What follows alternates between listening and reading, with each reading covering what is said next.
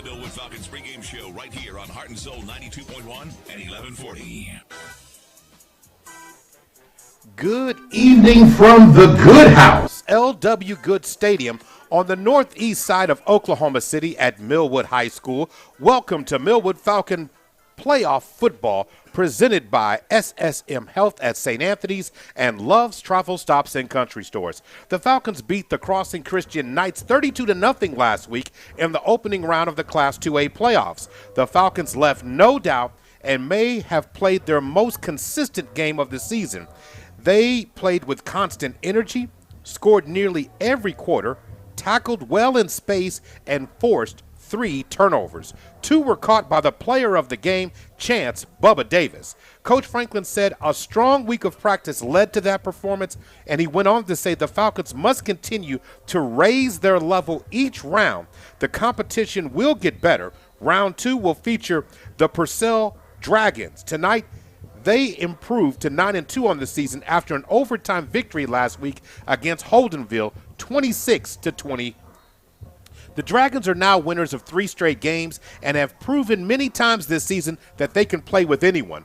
This is a seasoned team that is willing to stay in the fight tonight. So we're about to find out this evening who is going to bring it. Welcome to Falcon Pregame, sponsored by Love's Travel Stops and Country Stores. They would like to celebrate and recognize students who exemplify outstanding characteristics in the classroom and citizenship in our community. Each month, a student will be selected as Student of the Month and qualified to win $10,000, a cash scholarship. Apply your child or student today at www.kvsp.com. Rules and regulations do apply. Also, want to make this announcement right here, right off the bat. First of all, if you're listening to the game, thank you very much. But if you'd like to watch this game, you can download the app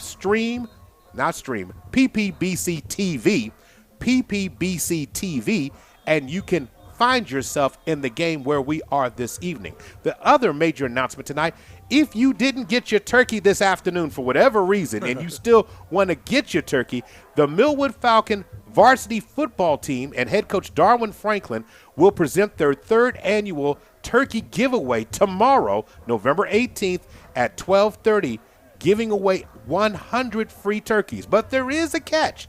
You have to register to get that turkey. You can find the link on OKC's Heart and Soul's Facebook page. Just scroll down a little bit. You'll see the link there for the Millwood Turkey giveaway. Won't you get that? Now, I'm Maurice Prince, of course, joined in the night tonight by the ref on the mic. Of course, this guy here does so many different jobs. You may see him. I don't think he does windows, but he just might. Folks, this is Dwayne Doolittle. How you doing, Doo? Doing well, but if those windows pay well, there's a chance. I mean, in a previous life, I've done windows, so I know that, and don't mind doing that. With the last name Doolittle, I work hard to outdo my last name. So. And you do a fine job at it. Happy to have you here. If everybody has asked me, where is Coach Woods? His new responsibilities at his other job sometime prevent him from joining us. I do expect him to be here at some point in time during the playoffs, so don't worry about that. But right now, the ref on the mic does a great job, so I'm not really concerned overly about what we're going to bring. Now, last week, Doolittle, we got a chance to see the opening round of the playoffs. There was a lot of excitement, but the Millwood environment was a little different last week. We didn't have the band. The band's going to be back tonight. They got their little fun at Bahamas from last week. But the energy in this place will be infectious tonight. I expect it to be loud, and they're going to need to be tonight for this good Purcell team that they're about to play. Absolutely. This team is a team that is battle-tested. They've already played one of the top premier teams in the state in Washington, Class 2A. Failed to them, but they learned a lot of lessons. They were battle-tested early in that game and have gone on and recovered nicely here as they make a late round, push into the playoffs here to maybe face them again. But tonight's opponent are the Falcons. Right, and again, if you're going to play one state title, team from last year, you might as well play another one. Now, last week, we saw something special. The Millwood Falcons set the tone early and jumped on Crossing Christian last week. Do you think this team is now ready to overcome adversity a little bit? So they had an opportunity last week to see what it's like to play from the front seat not behind. They jumped out. They managed all facets of the game, offensively, defensively, special teams. They put together a great product, and it paid dividends for them. Even seeing the shutout, 32-0, the defense scored. The defense took away opportunities. Even when their backs were pressed against the wall, they were able to shut down the winged TD offense and shut them down, to hold them to no points. And we were able to get out here with a great victory in absence of the band. Right. So, when you are in the front, do you think they can handle – how do you think they will handle if it happens to go the other way? So this team is a team that's led by some seniors. They've got members of the team that played in the state championship game last year. They know what it's like to get to the championship game. They haven't tasted that victory in championship game, and so now they still have a hunger about them that is driving those team members that were on the team last year that saw that. They know that the road to play for the gold ball goes through this field tonight. They also know that this is going to be the last opportunity to play at home because we go neutral sites next week, and so they're going to bring it for the Millwood faithful here tonight in Northeast Oklahoma City from the Good House, where they have all the comforts and conveniences of their own locker room, their own parking spots, they'll own everything. And so this team is on a mission to be able to accomplish that. Coach Franklin has them heading in the right direction. Now, C.J. Turnbull was outstanding last week. He was sharp. What did you think overall of his performance last week's game? C.J. showed me a lot of maturity from the previous weeks that I saw him in the regular season game. He was able to manage controversy. When things didn't quite go his way, he tucked the ball down. He got it. He found the open receivers. He had some plays downfield. He used to manage the game with his feet, but he managed the game with his mind also. He knew what the team needed him to do. He stayed in the moment, and the moment was not too big for him. You know what? There's going to say this. Now, CJ had to learn. He was a freshman, obviously, the first freshman, and, to make history, to lead the team to a state title game. But playoff CJ is a different level than regular season CJ. I'm just going to leave it like that. Now, let me ask you this one, ref on the mic, I want to throw this one this way. The ability to run the ball is magnified in the playoffs. Mm-hmm. Is it a necessity to win a state championship? Is running the ball required? Well, any time that the short answer is yes. You've got to be able to manage the clock via the run game. And if you can find yourself with an early lead, be it however you arrive at the lead, then you've got to be able to milk the clock and manage those moments to keep the ball away from the other team. If you're up 1, if you're up 10, or whatever the case may be, and to be able to sustain drives, keep that clock moving, keep things moving in a positive direction. So, yeah, you've got to be able to move the ball via the airmail, be it the run game, be it the kicking game, all that. You've got to be able to put a complete package together, because when you become one-dimensional, teams are going to figure out that. But if you had to be one-dimensional, running the ball definitely has to be, because running the ball can take possessions away from the other team by sustaining the drives as well. So I kind of agree with you when I threw that question out there about running the ball. But in today's game, everybody wants to spread it out. Everybody wants to throw it around throw it around east and west instead of always going north and south. But sometimes in the playoffs, it requires. And so you tend to see, especially in high school sports, especially in Oklahoma, that as the temperature drops, the ground game becomes more of a factor as you get deeper into the playoffs. The teams that typically run the ball extremely well are difficult to beat. Yeah, but here's the other side of that coin.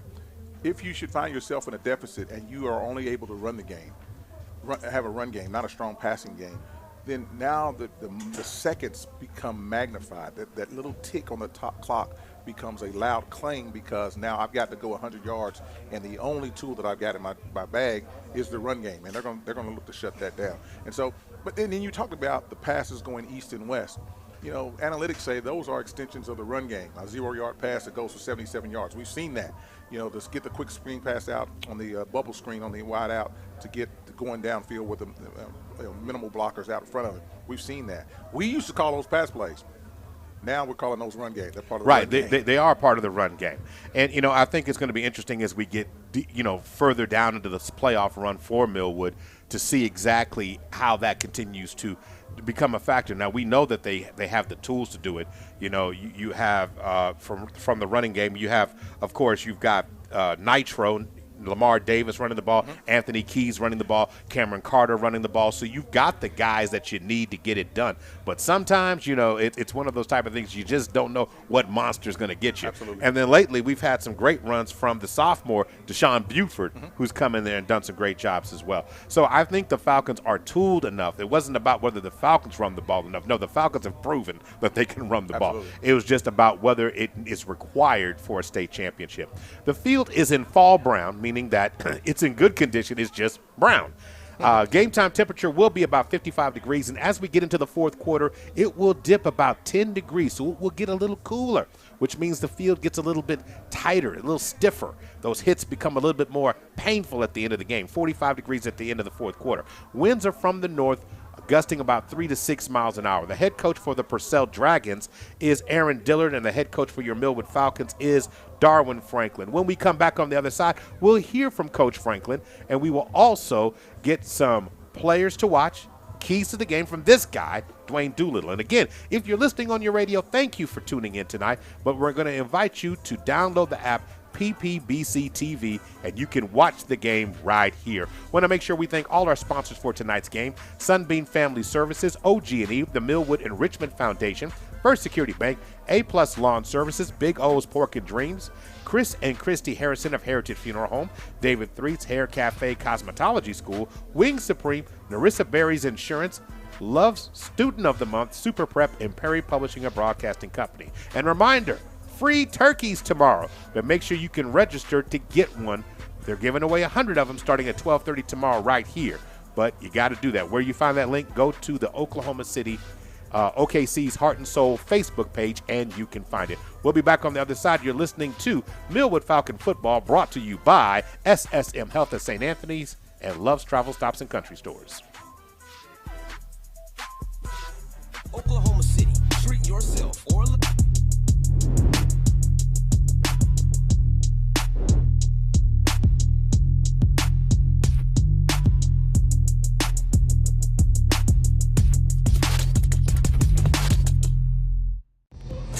Hey, this right here is a fat butt.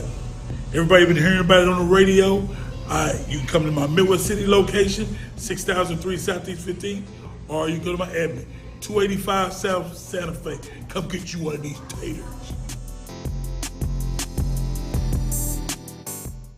This is our Love's Travel Stop Student of the Month, Kiana Tubbs, from Cristo Rey, OKC Catholic High School. Thanks for joining us, Kiana. Thank you guys for having me. So I heard that you currently have a 4.2857 GPA. Yes. That is really impressive. Can you tell us a little bit about what motivates you in school? So what motivates me in school is just kind of wanting to go to the higher level, so wanting to go to college, but also having a support system in my family and friends, and just wanting to make them proud. So student government, I'm involved as the student body president, so I had to run and be elected for student body president. I also heard that you have plans to attend Howard University and pursue a career as a criminal defense attorney. What led to that career choice, and was that always something you wanted to do? So I've always been into like politics and law, but I didn't exactly know what I wanted to do in that area. And so I combined my passion of helping people, and so that's kind of how I came up with criminal defense attorney. It's helping people when they're in a position where they can't help themselves.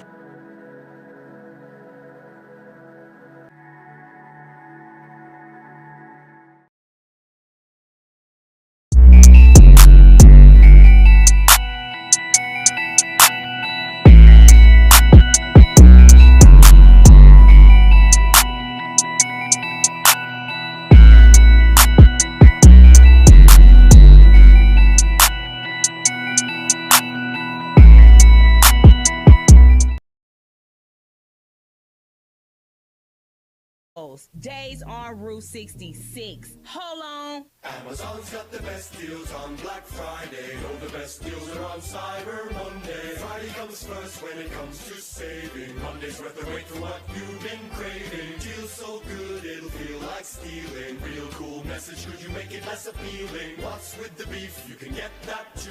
Why don't you call us? What's triggering you? Whichever day you're shopping on, you'll save a bunch at Amazon. On Black Friday, Cyber Monday too. On your period, Sudden gushes happen without warning, but now you can say goodbye to stand-up gush fears. Thanks to Always Ultra Thins with rapid dry technology. It absorbs gushes 2 times faster than the leading store brand and gives you up to 100% leak-free protection. Hello, clean and comfortable. With Always, fear no gush. Injuries don't wait. For business hours, now you can be seen 24/7 for sports injuries. Whether you have a sprain or a broken bone, at the SSM Health Bone and Joint Injury Clinic at 13401 Northwestern. Oklahoma City, I'm Miles Perry, and I want you to tune into my show, Super Prep Live. Super Prep Live takes an in-depth look at the Oklahoma high school student-athlete and what makes he or she become great at what they do. Super Prep Live can be heard on OKC's CBS Sports Radio 105.3 and Instagram Live. Make sure you tune in and learn about the next great student-athlete on Super Prep Live with me, Miles Perry.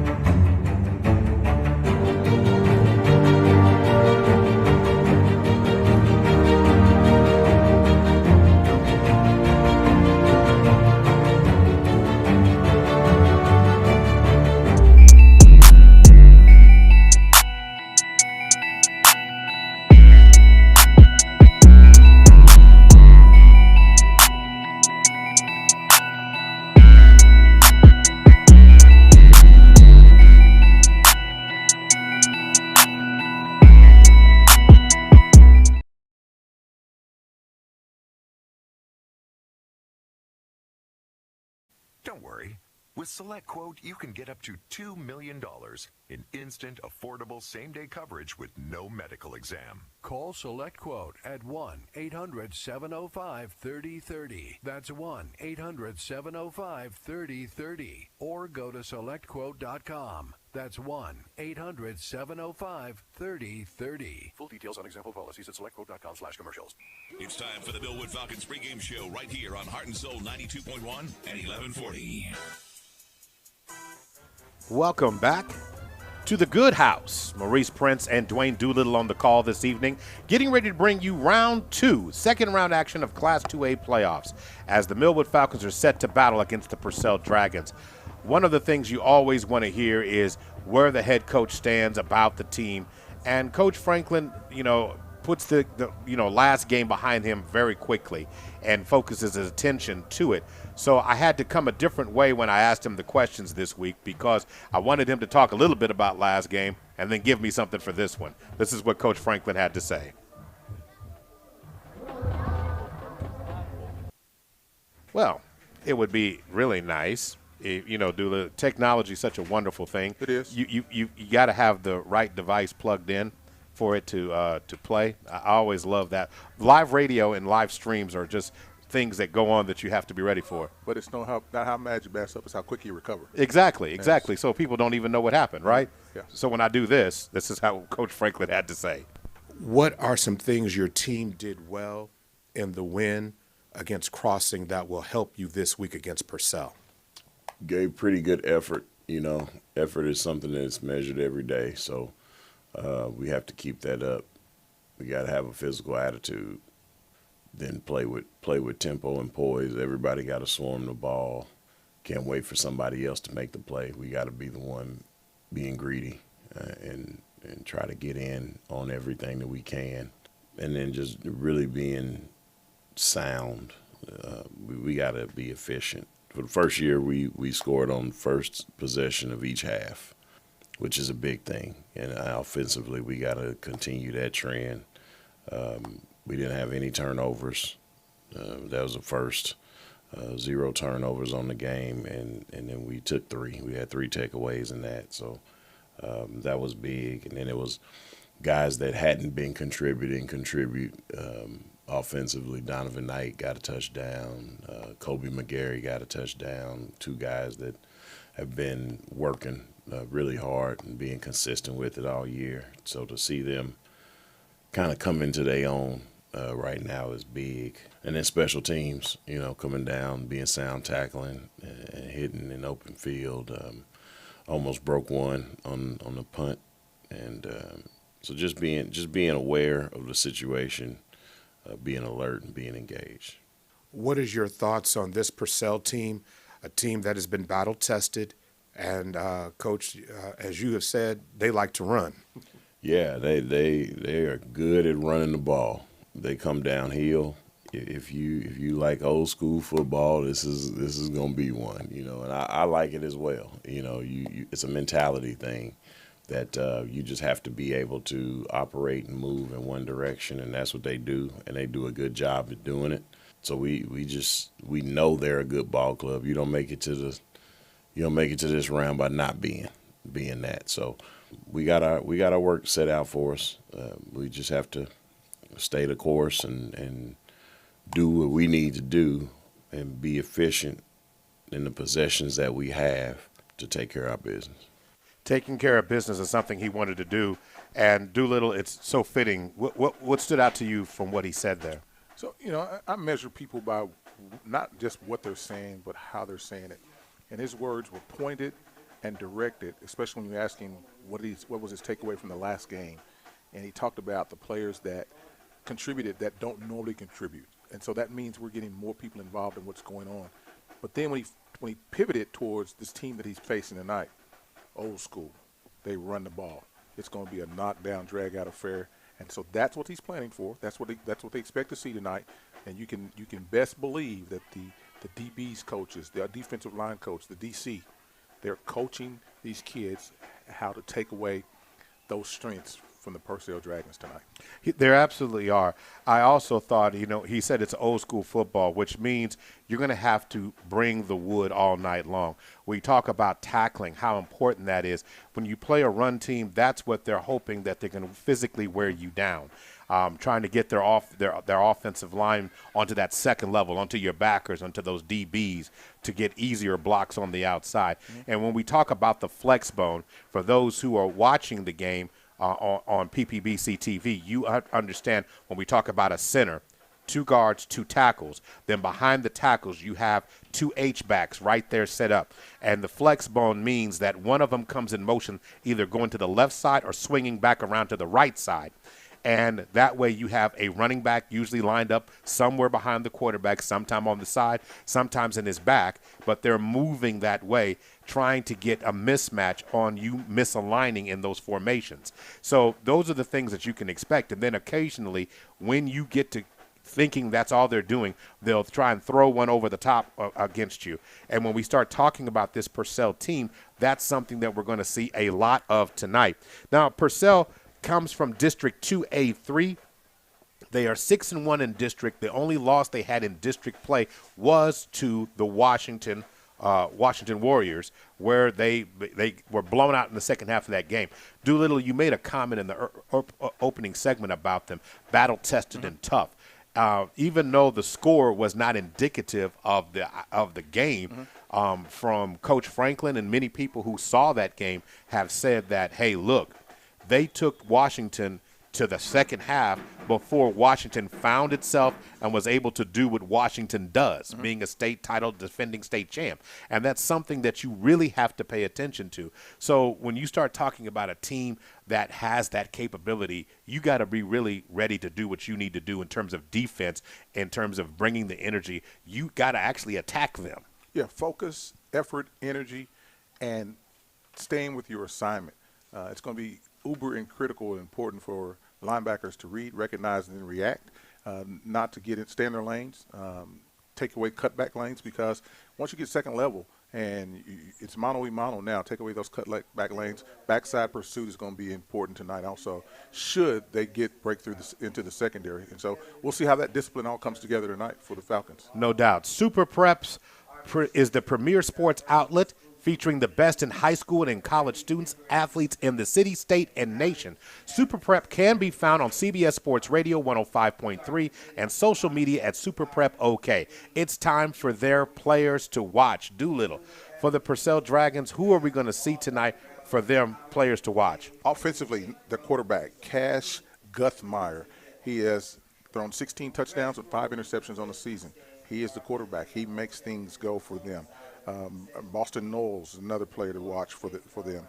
Devin Martin, a junior running back in the running game. Again, Coach talked about the running game. He is a pivotal point in the running game. On the defensive side of the ball, Tavian Engert, Derek Cravens, and Jet Tyler are players that they're going to focus on to shut down the Millwood offensively. All right. For the Falcons tonight, who do you have that you think is going to be important tonight? So, most important person for the Falcons tonight is going to be the quarterback play. How do you stack up against this team that's been tested? How do you string together a game from last week to this week? What lessons have you learned? How do you manage the game, knowing that you came in last week, 0 turnovers? Now, how do you duplicate that going into the night? And then Jaden Nickens has got to get involved in the offense. Yes, on the top side. And I don't want to take that away. Jaden Nickens is available. I know he took a nasty spill in last week's game. Coach Franklin said he was in full pads all week long. And so he's going to be uber important, and I keep using that term, uber important. And we're going to look for Lamar Davis to do Lamar Davis stuff. Get downhill, Miko Levine. We're going to look for that. And on the defensive side, we're looking for Wyckoff Johnson, Mr. Johnson we call him, to have a big game from the linebacker position for the Falcons to shut down this run game. Yes, exactly. I expect them to be consistent. So if you had to give me keys to the game, sponsored by Narissa Berry Insurance, Narissa Berry Insurance would like to help you get the best insurance coverage with the right price for your home, auto, and life insurance. Let her help you protect what's most important to you. Learn more by calling 405-547-0595. That's 405-547-0595. What are those keys to the game tonight? The Berry's keys to the games for the Falcons: consistency, passion, pride, next play mentality. The Falcons got to win the turnover battle and eliminate penalties. They've got to let it all hang out. They got to let all the feathers fly tonight with effort, attitude, and tempo. And then they've got to make this Purcell Dragon team uncomfortable in the skin that they're in. They've got to wrap up on defense. And then finally, the Falcons tonight, to be successful, they got to finish what they started. Yeah, I couldn't agree more, and that's absolutely most important. So those are your Narissa Berry Insurance keys to the game. We're going to take our final break of pregame, but before we do, I want to remind you, Millwood's got a free turkey giveaway. You didn't get one tonight? Well, hey, there's still time. You can get and take part in the 3rd annual free turkey giveaway sponsored by Darwin Franklin and his Millwood Falcon varsity football program. They'll be giving away tomorrow starting at 12:30, but you got to register to win one of the 100 free turkeys they're going to give away. You can find the link on OKC Heart and Soul Facebook page. That's the OKC Heart and Soul Facebook page, and you can do that. We'll be right back. You are listening to the Millwood Falcon football playoff broadcast. Kickoff is just away, sponsored by SSM Health at St. Anthony and Love's Travel Stops and Country Stores. Now everybody says they have gas. Yeah, but is it really gas though? Exactly. Go check out Days on Route 66 right off 39th in Portland. Now you can pull up to the happy hour from 12 right here is to a fat 3. butt. Everybody been hearing about it on the radio. You can come to my Millwood City location, 6003 Southeast 15, or you can go to my admin, 285 South Santa Fe. Come get you one of these taters.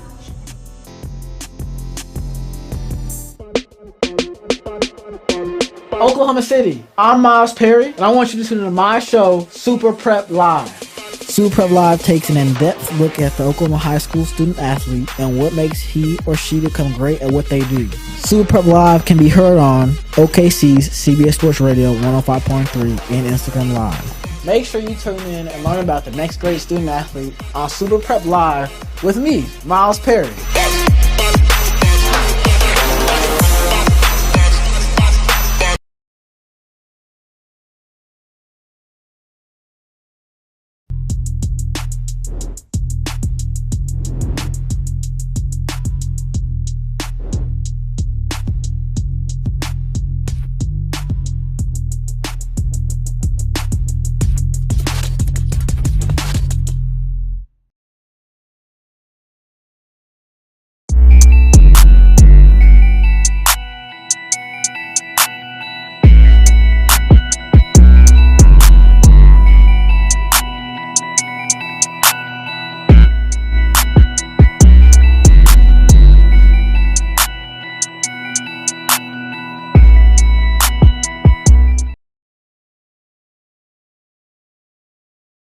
new job and not worry about daycare? If you are a parent, Transformation Learning Center Expressway knows your child comes first. They now offer weekly, daily, and overnight rates. DHS subsidy and private pay are also available. Their 24-hour professionals want you to bring your child today. Transformation Learning Center Expressway, located at 6009 Northwest Expressway. Open Monday at 5 a.m. until Saturday at 7 a.m. For more information, to enroll your child, or for a tour, email them at tlcokc123@gmail.com or call 405-506-0725. On your period, sudden gushes happen without warning. But now you can say goodbye to stand-up gush fears. Thanks to Always Ultra Thins with rapid dry technology. It absorbs gushes 2 times faster than the leading store brand and gives you up to 100% leak-free protection. Hello clean and comfortable. With Always, fear no gush. If you could use a little cash this holiday season, go to WeFixMoney.com. WeFixMoney.com could help you get up to $3,000 sometimes in the same day. Make this the most wonderful time of year with up to $3,000. We're just seconds away from another live broadcast of high school sports. It's live and local gridiron sports right here on Heart and Soul 92.1 and 1140. And welcome back to the Good House. It's Class 2A second round action as the Purcell Dragons take on your mighty Millwood Falcons. Maurice Prince and Dwayne Doolittle on the call. Want to thank all our sponsors for being with us tonight. SSM Health loves travel stops in country stores, and that's SS Health at St. Anthony. Kickoff is away, and it's a short kick. It's going to take a bounce, and it's going to bounce in the hands of Anthony Keys. And Keys is going to take it out to the 40-yard line. Excellent field position. 1st and 10 for the Falcons at that spot. Time for them to go to work, Doolittle. Yeah, just a short kick. Anthony Keys, he knows what to do once he gets the ball in his hands. Hey, we want to thank tonight's officials. They're certified by the Oklahoma Secondary Activities Association. Tonight's officials are referee Mike Stevenson, umpire Mark Williams, head linesman Eric Jameson, and line judge Jamie Montgomery, and back judge DeCoven Edwards. Thanks to those gentlemen for their contribution to high school sports. All right, so the kickoff was a return for about 3 yards, and here we go. CJ has the ball. Going to hand the ball in the jet sweep coming around the corner. Goes Xavier Thompson. Xavier gets a crease. He's going to take the ball before he's run out right shy of midfield. Gain of 7 or 8 yards. Good way to start this thing off. Yeah, just start off speed on speed. Get around the corner, get on the edge, get all you can, get down the field, get out of bounds, get ready for the next play. So second down after a gain of 6. Going to be second down at about 4. And the Falcon offense will get going from that standpoint. But nice run there. Nice opening play. Ball now officially spotted at the 47-yard line. 4 receivers, single back. And going to fling it outside, and the pass is a little bit too high, a little too much pepper on that, intended for Lamar Davis, pass incomplete. Hey, just a good idea to get it, again, trying to outflank the defense to get to the edges. I believe the Falcons think they can exploit the Dragons if they get to the edge, and I believe that. They can do that. Yes, I believe that. That's very strong possibility as well. Pass incomplete there from CJ on his first pass, intended again for Lamar Davis, trying to get him out. So now third down and about 3.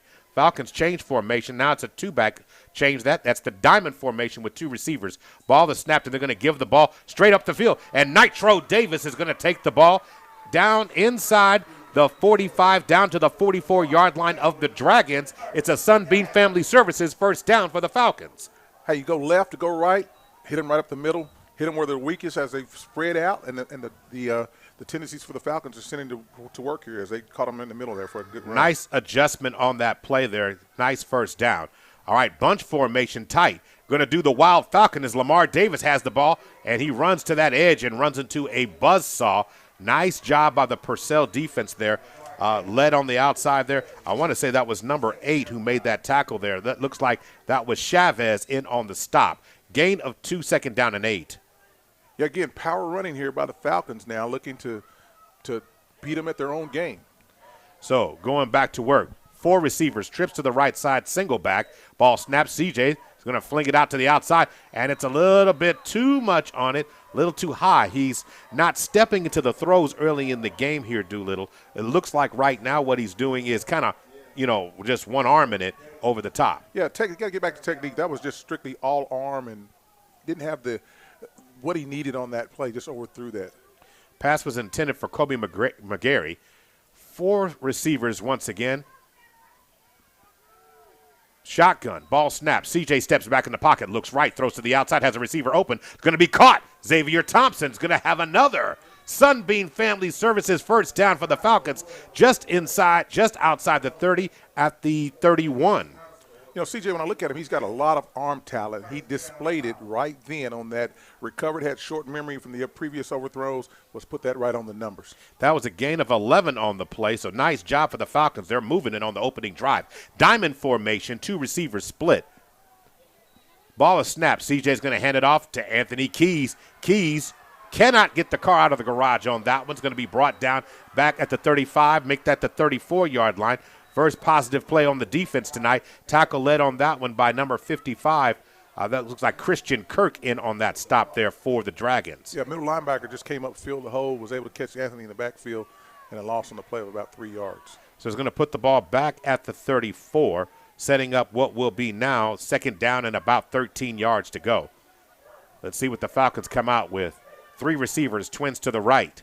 Lamar Davis in the hip pocket. Change that. 2-back formation, 3 receivers, twins to the right. And now CJ, ball fakes, pump fakes, has a receiver open on the outside. It's going to be caught into the end zone for a first security bank. Touchdown goes for the Falcons. Oh, a double move, arm fake for the quarterback, froze the cornerback. Receiver ran past him into the end zone, strike up the band man. Touchdown, Falcons. Was that Donovan Knight who caught that? That it sure was. It was Donovan Knight who caught that pass into the end zone. Excellent job there by the Falcons. Nice job by Donovan Knight on that stop and go, as you just called it, dude, as he got into the end zone on a pass play of 34 yards to the house. Now, Lamar Davis is going to run the Wild Falcons. The Falcons trying to put 8 on the board to set the tone in this one. Lamar calls for it. Ball snapped. He fumbles it, and it allows the Dragons to get back on him. He's going to be brought down. So only 6 points on the board, and the Dragons seem to respond there. That's a First Security Bank touchdown. First Security Bank is a proud sponsor of Millwood Falcon Broadcast. If you're looking for a bank to help you make your dreams of becoming a homeowner or business owner, let First Security Bank make that dream a reality. First Security Bank is a member FDIC and is an African-American-owned bank. You can call them if you got questions, 405-424-4341. Maurice Prince and Dwayne Doolittle, 8 plays, nearly 60 yards for the Falcons as they get their first score on the board. Pretty even, 4 runs, 4 rushes, and 6 points on the board. Great way to start your opening drive there, to put pressure on the Purcell Dragons right away, as they are a run-dominant team. And now they're starting with the deficit. Yeah, now interesting enough, over the course of the year, Doolittle, Purcell averages basically 30 points a game, holding their opponents to 15 points a game. Now, in the last 3 games, they've taken it up a little bit. They're averaging basically 32 points per game and 16 for their opponents in the playoffs. So they have cranked it up a little bit more. Without Soldier Boy, they're cranking it, but they are doing a little bit more. Where the Falcons, on the other part, have really taken it to another level, averaging about 45 points a game and allowing opponents at 12 over the last 3. So, kick is away, nice kick, goes over the head of the returner. Somebody's got to get it. Nobody's got it yet. It's going to be fielded just inside the 10-yard line and returned inside the 20. That was a whatchamacallit. Don't really know what was happening there. Do they even make that candy anymore? But I don't know what was going on down there, but nobody could get the ball. Yeah, Boston Nose picked it up, got what he could out of it, but the Dragons are going to be pinned deep inside of the 20-yard line, just outside about the 15. The Joshua Estrada kick is going to be fielded inside the 10-yard line. It was fielded right there about the 8 before finally somebody got their hands on it, and the ball was returned out to the – is at the 15-yard line. All right, going to work. Here come the Dragons. Going to try and run the ball up the middle. Nothing doing there. Nice job, nice tackle there by number 28 for the Falcon. Comes up pumping his chest. That looks like Romel Track who made that tackle there. Yeah, still looking to see that, but that's a good sign, as they've been coached up all weekend long for this attack, and the Falcons were very disciplined on that. Gain of 2, second down and 8. Here comes that flex bone. trying to run the ball right up the middle, testing the chin on the Falcons. They get a little bit of yards as they take the ball beyond the 20 out to about the 21. Yeah, Jordan Johnson in on the stop again, as this 4-3 defense that the Falcons is deploying now has, to this point, has won the battle. Excellent opportunity for the Falcons. 3rd down and 4. Falcons change defensive personnel here. Flex bone formation. And the H-back comes lining up, setting twins to the right. Ball is snapped, and Cash is going to keep it himself. And the Falcons are not fooled, and he pays the price. The Falcons swarmed and attacked him, so no gain on the play. Yeah, quarterback called his own number there on a read option, and he would have been better served to hand that ball out to get some the runner around the edge. Well, you want to see how hard the hits are going, and Cash Guthmiller found out on that one. So it's going to be now 4th down and 4. 8:21 to go. Falcons up 6-0. Falcons did score a touchdown. They just did not convert the 2 points. Little bobbling on the snap there. So the Falcons scored on their opening possession for the 2nd consecutive game. That bodes well for the Falcon offense really coming into form now. 3 seconds on the play clock, low snap. The punter has it kicked. It's a low kick. It's going to take a bounce right about at midfield and roll inside the 40 and will be down at the 38-yard line. Ended up being a really good kick from that standpoint. But nonetheless, the Falcons don't return it, and it will be 1st and 10 from the 38-yard line. The Falcons did a great job, do on their first one. Can they go get another? So you run 8 plays on the offensive side of the ball, put 6 points on the board. Your defense comes out, holds them to a 3 and out. You got a chance to go out and send your offense back out and put some more points up. So the ball was kicked to the 38-yard line. So 1st and 10 from that spot. So we have diamond formation, 2 receivers. Ball the snap, and now CJ is going to hand it. Anthony Keys tries to get to the corner. A nice job by the Purcell Dragon defense, not letting him turn the corner. On that play was number 33 for them, who did a good job not letting him turn the corner. That is Nathan Tekiak. I'm glad you said that. Yeah, they strung that play out to the edge, and Falcons ran out of real estate. They were able to corral them behind the line of scrimmage, setting up 2nd down and about 12. Falcons are going to lose a yard on that play that time. Anthony Keys hasn't been able to get anything positive going. That will change soon. 2nd down and 11, diamond formation. Ball snap. CJ's going to put it up. Ball fake. And then they're going to throw it deep. Has Xavier Thompson on the outside. Xavier makes the catch. It's going to be a tremendous Sunbeam Family Services 1st down as he takes the ball inside the 20. They're going to say he's down at the 12. What a play again. That pump fake by CJ killed him. Looked right, came back left, and hit Thompson. Man, the double moves. We've seen it both possessions, both sides of the field, and CJ is eating right now. Ball is now at the 12-yard line. Didn't start off hot, but he's caught fire now, folks. He's hotter than Frank's hot sauce. I put that on everything. All right. Going to work right now. And 7:36 to go, and it looks like a time. The officials are going to call for time right now, and it looks like there was an issue with the chain gang, and so they stopped action real quick to get that adjusted. It is going to be a timeout called on the field right now. It's an OG&E Family Services timeout. OG&E energizes life. OG&E energizes the communities they serve. Find a rewarding career at OG&E.com. Let's thank our sponsors. Sunbeam Family Services, OG&E, the Millwood Enrichment Foundation, First Security Bank, A-Plus Lawn Services, Big O's Pork and Dreams, Chris and Christy Harrison of Heritage Funeral Home, David Threet's Hair Cafe Cosmetology School, Wing Supreme, Narissa Berry Insurance, Love Student of the Month, Super Prep, and Perry Publishing and Broadcasting Company. And don't forget, tomorrow the Falcon football team is giving away free turkeys. Head coach Darwin Franklin present their 3rd annual free turkey giveaway at 12:30 tomorrow here at the high school. One caveat, you've got to go to the OKC Heart and Soul Facebook page and register. For 100 free turkeys. So you got to get yours if you didn't get one this afternoon. There was a line, man, as far as the eye could see. Back to live action right now. Back at the Good House. CJ, shotgun formation. CJ, single back, calls Xavier Thompson in motion, fakes it, gives it to Lamar Davis, and Lamar Davis fumbles the ball, and the Dragons have it. The Dragons have the ball. Lamar Davis, it's kind of a crazy situation. Lamar had trouble on the possession, running the two-point conversion. And then this time here, he couldn't maintain the grip on the ball. And uncharacteristically, he fumbled the ball inside the 5-yard line. Inside the 10 and back to the 9. That's huge. Big turnover for the Dragons. Momentum stopper for the Falcons as they find themselves knocking on the door now. And this Purcell Dragon team dodged a bullet and now come back on offense. 1st and 10 from the 9-yard line. Falcons looked like they were going to go ahead and score. And one thing Darwin Franklin had said in our interview with him this week, he was proud of no turnovers, and we get one here. So a little bit of adversity for the Falcons. They're not in any kind of trouble.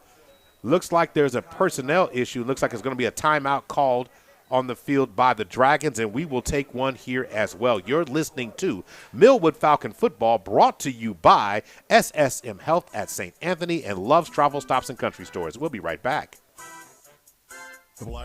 Injuries don't wait. For business hours, now you can be seen 24/7 for sports injuries. Whether you have a sprain or a broken bone, at the SSM Health Bone and Joint Injury Clinic at 13401 Northwestern. Oklahoma City, I'm Miles Perry, and I want you to tune into my show, Super Prep Live. Super Prep Live takes an in-depth look at the Oklahoma high school student athlete and what makes he or she become great at what they do. Super Prep Live can be heard on OKC's CBS Sports Radio 105.3 and Instagram.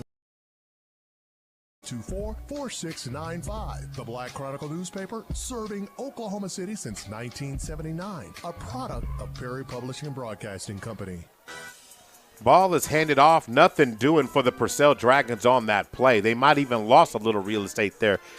Looks like they lost a yard back to the 8-yard line. Yeah, quarterback called his own number there in a scramble drill in the backfield, and the Falcons were not having any of that. We're able to snuff that out. The Falcons have been aggressive and seen great from their front seven, if you will. The D-line and the linebackers are flowing extremely well to the ball. They are, they say think fast, move your feet faster, and the Falcons have done that so far. Back to work now. Flex bone formation, actually power I formation. Cash is going to give it to the up back, and he finds a crease to the outside. Had one man to beat, and luckily for the Falcons, that was not happening, as that tackle was made there by Jamarian Franklin, who stopped that from being a huge gain on the outside. Yeah, nice pickup on the play by the Dragons after having some difficulty getting out of the backfield. It'll be 3rd down upcoming, about a short 2, long 1.5. Okay, the ball is officially spotted just inside the 20-yard line, so we're going to say it's at the 18, so 3rd down and 1. Flex bone again. Guthmiller is going to hand the ball off. He hops over the play, and it looks like hops over the pile, I should say, taking the ball beyond the 20 out to the 20-yard line, maybe the 21. Can't see from the vantage point, but it looks like it's going to be at the 20. So 21. So it will be a 1st down for the Dragons. Yeah, Boston knows the ball carrier there. Quarterback just handed off to the running back. He was able to get all he could out of there. Luckily for them, it was a short yardage gain situation, and he was able to pick up the 1st down. Yeah, Knowles with the carry that time. Going back to work. 3 receivers, twins to the left. Cash fumbling on the ball. No one has it. There's a host of Falcons around it. Do the Falcons have the ball? Do they have it? Yes, they do. Yes. Trouble with the ball right now. On a cool kind of night, it's kind of one of those things. The ball's gotten kind of slick, and that's back-to-back fumbles on possessions for both teams as the Purcell Dragons just fumbled. But, hey, the Falcons are able to recover at that time. I don't even think that one Knowles even got his hands on the ball at all. Yeah, he bobbled it from the start, knocked it back. As a matter of fact, he knocked it back towards the Millwood end zone, and we were able to get better field position out of it on the recovery. So nice job, nice recovery. So 1st and 10 Falcons from the 14, from the Dragon 14-yard line. This time CJ's going to hand it off to Anthony Keys, and he gets downhill this time as he puts the car in drive and takes it inside the 10 down to about the 7-yard line. Good run by him on that play. Yeah, staying ahead of the sticks here. The Falcons now 2nd down and manageable at 2nd down and 5. And that's where you want to be, as we've seen them earlier struggle with that, going backwards on several occasions. All right, so 2nd down and about 4.5 or 5 yards. They can get a 1st down inside the 5. Anthony Keys gets the call again, and he takes a shot, but he's able to hold on to the ball this time. Ball inside the 5 now. It's going to be close to a first down. They're going to say at the 5, so 3rd down and 2. Yeah, he stood up a little high there too soon, and he got smacked pretty good. I don't think he'll do that again, though. But Anthony Keys is getting it going here. 3rd down and 1, maybe 2 yards to go. So change in personnel this time. Looks like running this play for the Falcons. Looks like Woods is in the game. That's Josiah Woods. And they're going to go right up the middle, and this time the Dragons are doing a good job, and the officials say no gain on the play as they try to get the ball in the hands of Cameron Carter, and this time the hole that was there closed very quickly that time. Yeah, Carter couldn't get his feet moving there, and by the time he got it figured out, the Dragon defense was all over 4th down, score 6-0, 4:16 to go. Falcons, heavy package right now. And the Purcell Dragons move, but are they going to say it's false start? And it is. It's going to be false start against the Falcons that time. And the crowd from Purcell, 42 miles to our south, has a nice crowd here, and they're making noise celebrating that penalty against the Falcons there. So false start's going to move the ball back nearly to the 10-yard line. In fact, it is to the 10-yard line.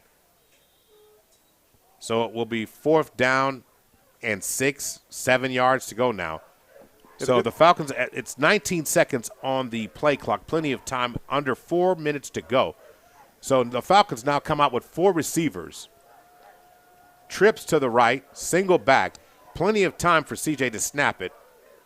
Gets set, he's going to put it up. Throws it to the outside, has a receiver, and that pass is incomplete. Throw that one a little bit high. Pass intended for Xavier Thompson. Turnover on downs. It will be Dragon football. Yeah, and this is when you start seeing the reality of not having a substantial kicking game here. We get down this close, little chip shot for a field goal. They may rethink that opportunity that they had right there on that play selection and go back and remember that penalty. And based upon how close that was, if you were going to go for it, that would be the time. But Coach Franklin is a master of understanding situations. We'll see how he decides to do here. 3 receivers, twins to the right. Cash Guthmiller is going to hand the ball off, and they break it all wide open. Here come the Dragons.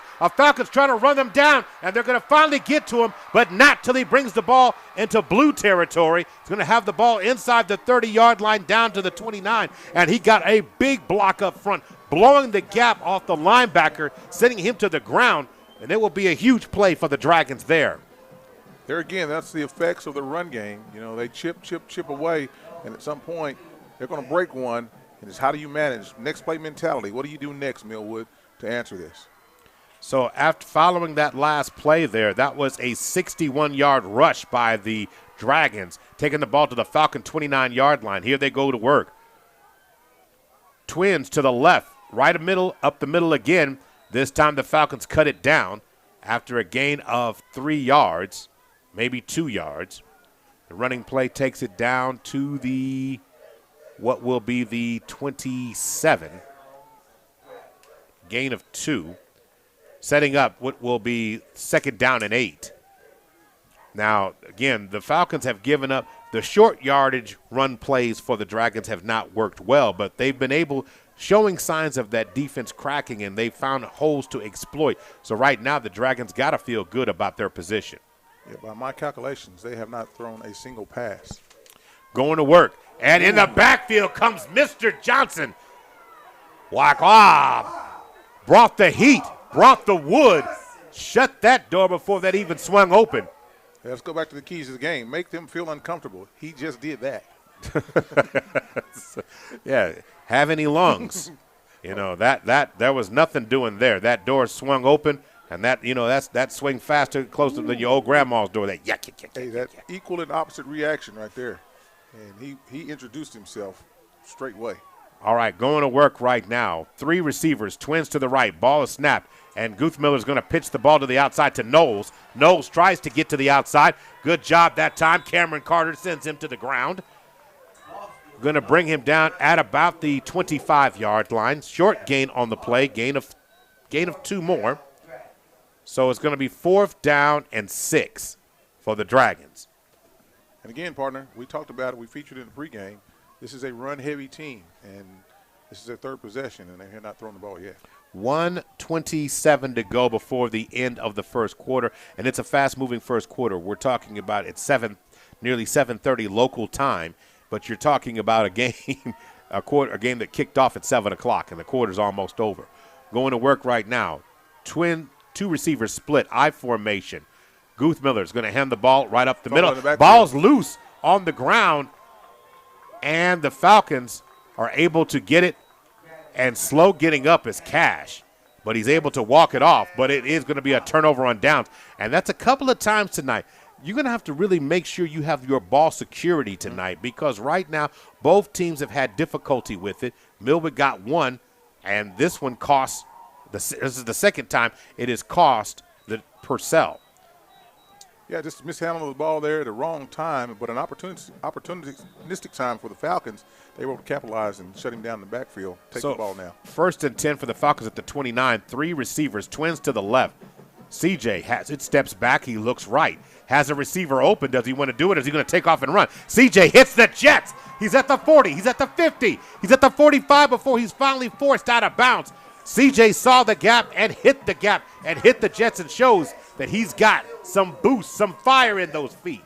Man, CJ just read it, looked the receiver off, saw the gap and an opening, and he just took off, pinned his ears back, got all he could out of that. A nice pickup, a nice decision made there by that young quarterback. They're going to say he took the ball to the Purcell 48-yard line. It's a Sunbeam Family Services first down that he was able to get them.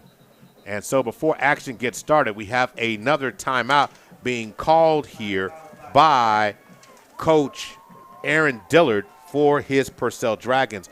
Hey, while we look at the clock, it says it's 46 seconds. This time check is brought to you by A-Plus Lawn Services.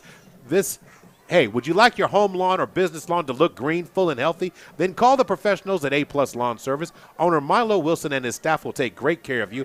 Call for your appointment today, 405-535-5139.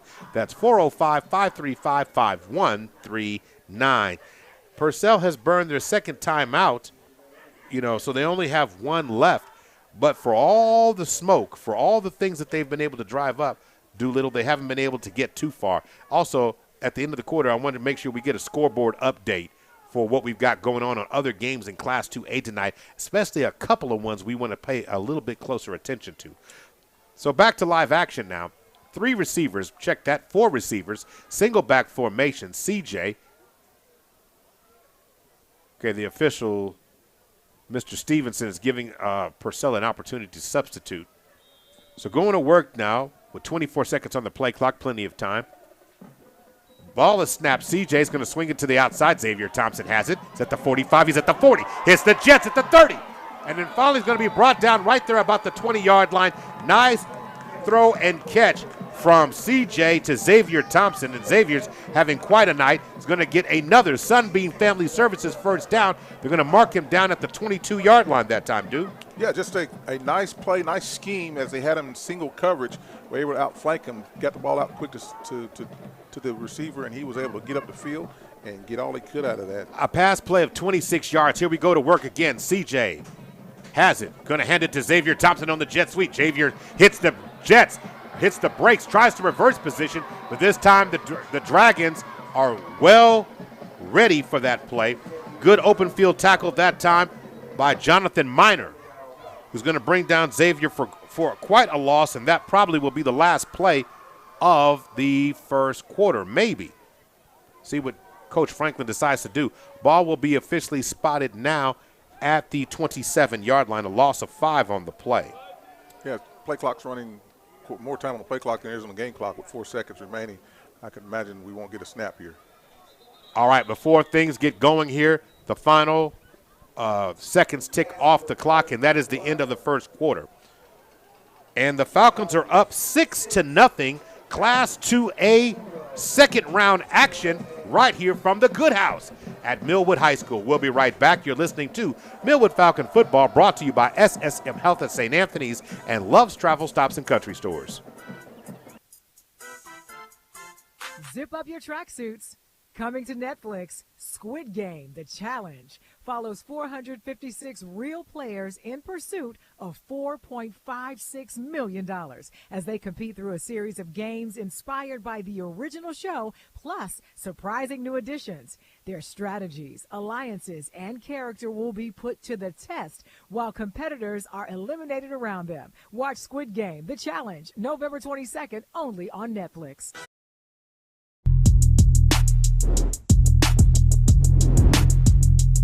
Go to the scoreboard. What's going on in other Class 2A games? A game of particular interest for us is these opponents are on the other side of the bracket for us. At number 7, Idabel is tied with Kansas 7-7. Meeker trails Washington 14-7. Alva and Kingston are tied at 7-7. Vian at Adair leads 7-6. Kiefer over Sequoia Tahlequah 14-0. In other action, Davis and Jones all over Davis 16-0, and Victory Christian leads Prague 14-11. And here we've 6-0, Purcell and the Falcons. Yeah, so going to work here, and we'll be paying close attention to the Idabel Kansas game because the Falcons will take on the winner of that game next week. Going back to live action, 3 receivers, twins to the left, ball snaps. CJ throws a screen pass to Anthony Keys. Keys dances in the middle. He's at the 20. He's at the 10. He's at the 5. Into the end zone for our first Security Bank touchdown for the Falcons. Beat. Who's got the keys to the Jeep? And not only does he have the keys to the Jeep, he had a bumper on that thing, and he ran right over a would-be tackler near the end zone. Strike up the band, man. Touchdown, Falcons. Falcons take it to the house. They're on a 27-yard screen pass. Nicely done, CJ, as he hits Anthony Keys to the house. Now let's see if Lamar Davis can get that 2 back that he kind of lost early on. Nitro is as solid as they come for the Falcons. He's been a reliable option for them all year long. Lamar Davis has. Let's see what he can do here with this option. Wild Falcon for 2 points. Ball is snapped, and Lamar finds a crease, but the Purcell Dragons run him down. He cannot get anything going. Great open field tackle there. Once again, it looks like by Christian Kirk, who does a great job from that linebacker spot. Came around the left end, unblocked, was able to get in the backfield before Lamar could get the Jeep started, and was able to bring him down in the backfield. Nonetheless, the Falcons lead now 12-0 with 11:52 remaining before halftime. Now, when you're going for 2, would it really hurt you when you miss the second Absolutely. one? If you get the second one, it's 14, and you're still, in a favorable position. The Falcons are, by any means, they're still up 2 scores, so they're still all right, at least 2 touchdowns at this point. Let's thank all our sponsors as we're waiting for action. Sunbeam Family Services, OG&E, Millwood and Richmond Foundation, First Security Bank, A-Plus Lawn Services, Big O's Pork and Dreams, Chris and Christy Harrison of Heritage Funeral Home, David Threet's Hair Cafe Cosmetology School, Wing Supreme, Narissa Berry Insurance Agency, Love Student of the Month, Super Prep and Perry Publishing and Broadcasting Company. And remember, if you need a turkey, you can still get one, as the Millwood Varsity Football Program and head coach Darwin Franklin will give away 100 turkeys tomorrow right here starting at 12:30. How can you get those turkeys? You got to go to OKC's Heart and Souls Facebook page. Click on there's a link to register to get your turkey. All right, back to live action here as Estrada is set to kick it in play for the Falcons. And there's the whistle. Anticipation. Everybody's like, okay, what's going on? Everybody's ready but the referee. End over end kick. It bounces around and is finally going to be down at the 35-yard line. Estrada did a squib kick, but it will be 1st and 10 from the 35-yard line. Now, what's interesting so far in this game, is both teams have been able to move the ball relatively well. The Falcons have 50 yards rushing and 149 yards passing. Purcell has all 12 plays on offense that they've run, 72 yards rushing. So they're showing you how they're going to get it done tonight. Yeah, we knew that coming in, and so did Coach Franklin. No, this is a run-heavy team, run-dominant team, but don't be surprised if the ball goes over the top. All right, Cash Guthmiller is the quarterback. Flex bone formation, single back. Ball is snapped. And this time Cash tries to get to the outside, nothing doing. Great open field tackle by the Falcons there. Tackled by Tyshawn Buford on that one. So no gain on the play. Are they going to give him back? Or they're saying the ball is loose. Yeah, the Falcons the Falcons are saying that they have the ball, but the side judge says it is second down. Party, I can tell, not knowing much about this team, but when the quarterback wears number 20, this is a throwback team. Yeah, you don't see that happen too often. Yeah, this is Doug Flutie, a la the days of the infamous Doug Flutie. So second down and 10. 4 receivers. I'm sorry, not 4 receivers. It is the big double tight formation here. Threw me off there for a second. They're going to pitch it to the outside. Finds a crease, and nice open field tackle there for a DB coming up and filling the gap. That is Tyshawn Buford, who brings him down after a gain of 4 or 5 yards on that play, out to the 40-yard line. Gain of 5. Yeah, just different variations that you'll see off of this formation, this set for the Dragons. And yeah, what they did is they had 2 tight ends, so they did an unbalanced formation, and it took me a second to recognize it by the time they snapped the ball. Again, you got to give credit where credit is due to Aaron Dillard in this offense. Ball to snap, flex bone again. This time they go up the middle, but the running back slips coming through the line of scrimmage. Maybe gets a gain of 1. So it's going to get a gain of 1 out to the 41-yard line. So it's going to be 4th down and 4. Now, should Coach Dillard go for it here? The Falcons, you get them another touchdown. That puts you in a major hole. Oh, they're going for it. So at least they're lining up to go for it. They're lining up to go for it, trying to draw them off sides. 14 seconds on the play clock, 9:48 to go before the end of the first half. 12-0 is the score. They're going to go right up the middle and pitch it to the outside. And down he goes, lowering the boom that time. Jamarian Franklin came through and cleaned the clock. Franklin was not fooled by any of that pre-snap readjustment or any of that. Pitch to the outside. He stayed disciplined, stayed on his assignment, and was able to make the play. Turnover back to the Falcons. Okay, I thought he tackled them in the backfield, but they're saying there was no gain on the play. I don't personally. Maybe they're saying he lost 1 yard, but that hit was was at least 2 yards deeper. Well, we'll let that go. Falcons got the football. 3 receivers, twins to the right side. Ball is snapped. CJ rolls to the right side, has a receiver to the outside, and Xavier could not catch it, but glad that he did. But there is a flag thrown in the field because if Xavier misses it or doesn't get a finger on it, there were 3 Dragons in the vicinity that would have easily caught that ball. A holding penalty against the Falcons. So penalty coming against the Falcons. It's going to be holding, as my partner just said. Who is he? He is Dwayne Doolittle, folks. Yeah, when I'm not doing this, I'm usually reffing. So the holding penalty is going to move the ball back to midfield. A relatively penalty-free game, only the second penalty of the night. Both have been against the Falcons. 1st down and 20 now, so the Falcons got plenty of time. 9:33 to go. 12-0 is the score. Falcons have 24 seconds on the play clock, so plenty of time. CJ with 3 receivers, twins to the right, 2 back formation. CJ drops back. He's rolling to the right side. He's looking, he's going to fire it, and there's nobody home. Pass incomplete that time. Yeah, just wisely throws it away right there versus trying to force it in there into a tight window. Come back again next play. So 2nd down and 20 now following the penalty. So we'll see what they draw up here. The Falcons need to get a little bit of real estate to kind of make this an easier 3rd down. Do you run the ball? To me, I'd like to see a little bit of quarterback run game right here. Well, either pass over the top for minimal, 10 yards, or get all you can out of it, especially if you plan on going for it on 4th down. So I'd like to see them get at least half of this here on the 3rd down and make a manageable, informed decision going on the 4th down play. Okay, 2 backs, 3 receivers, twins to the left. CJ ball fakes, going to throw it, and a nice through the outside. There's nobody home, and Xavier can't kick the catch. What a play. Xavier lost the corner. The corner is basically, he was laying down on the ground. When another running kind of ran to the inside, a sluggo, slant, and then go, and Xavier just couldn't make the catch.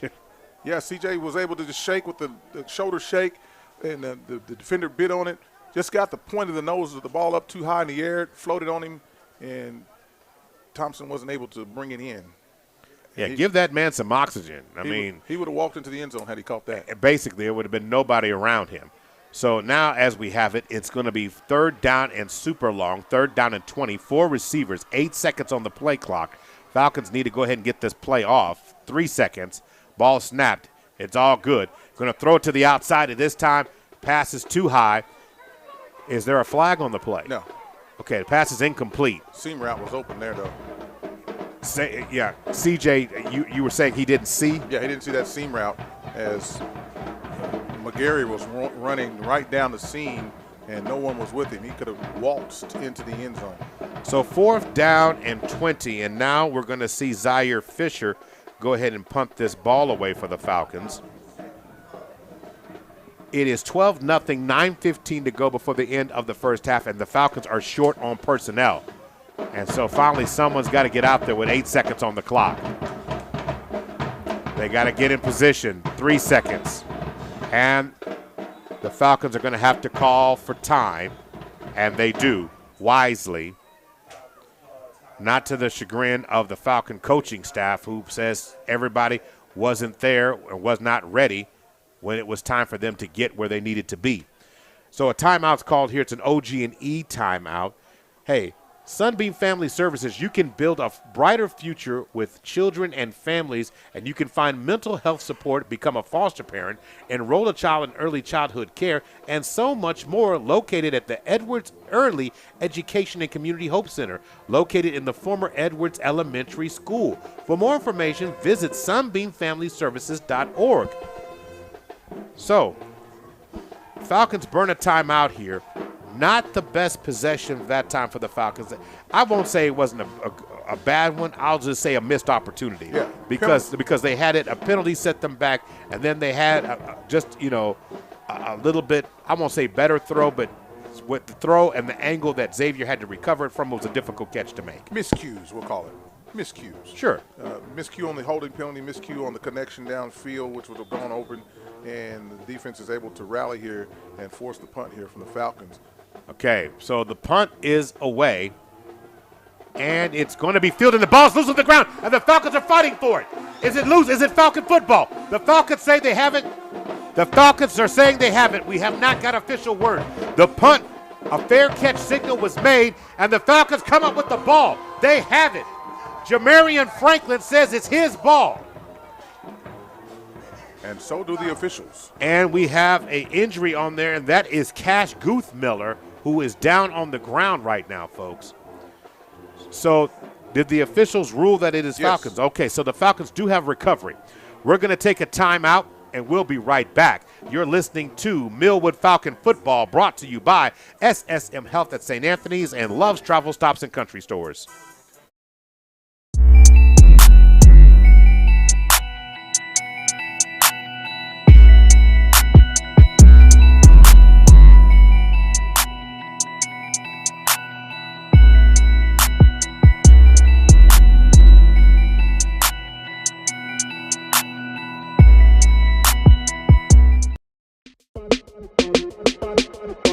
Oklahoma City, I'm Miles Perry, and I want you to tune into my show, Super Prep Live. Super Prep Live takes an in-depth look at the Oklahoma high school student athlete and what makes he or she become great at what they do.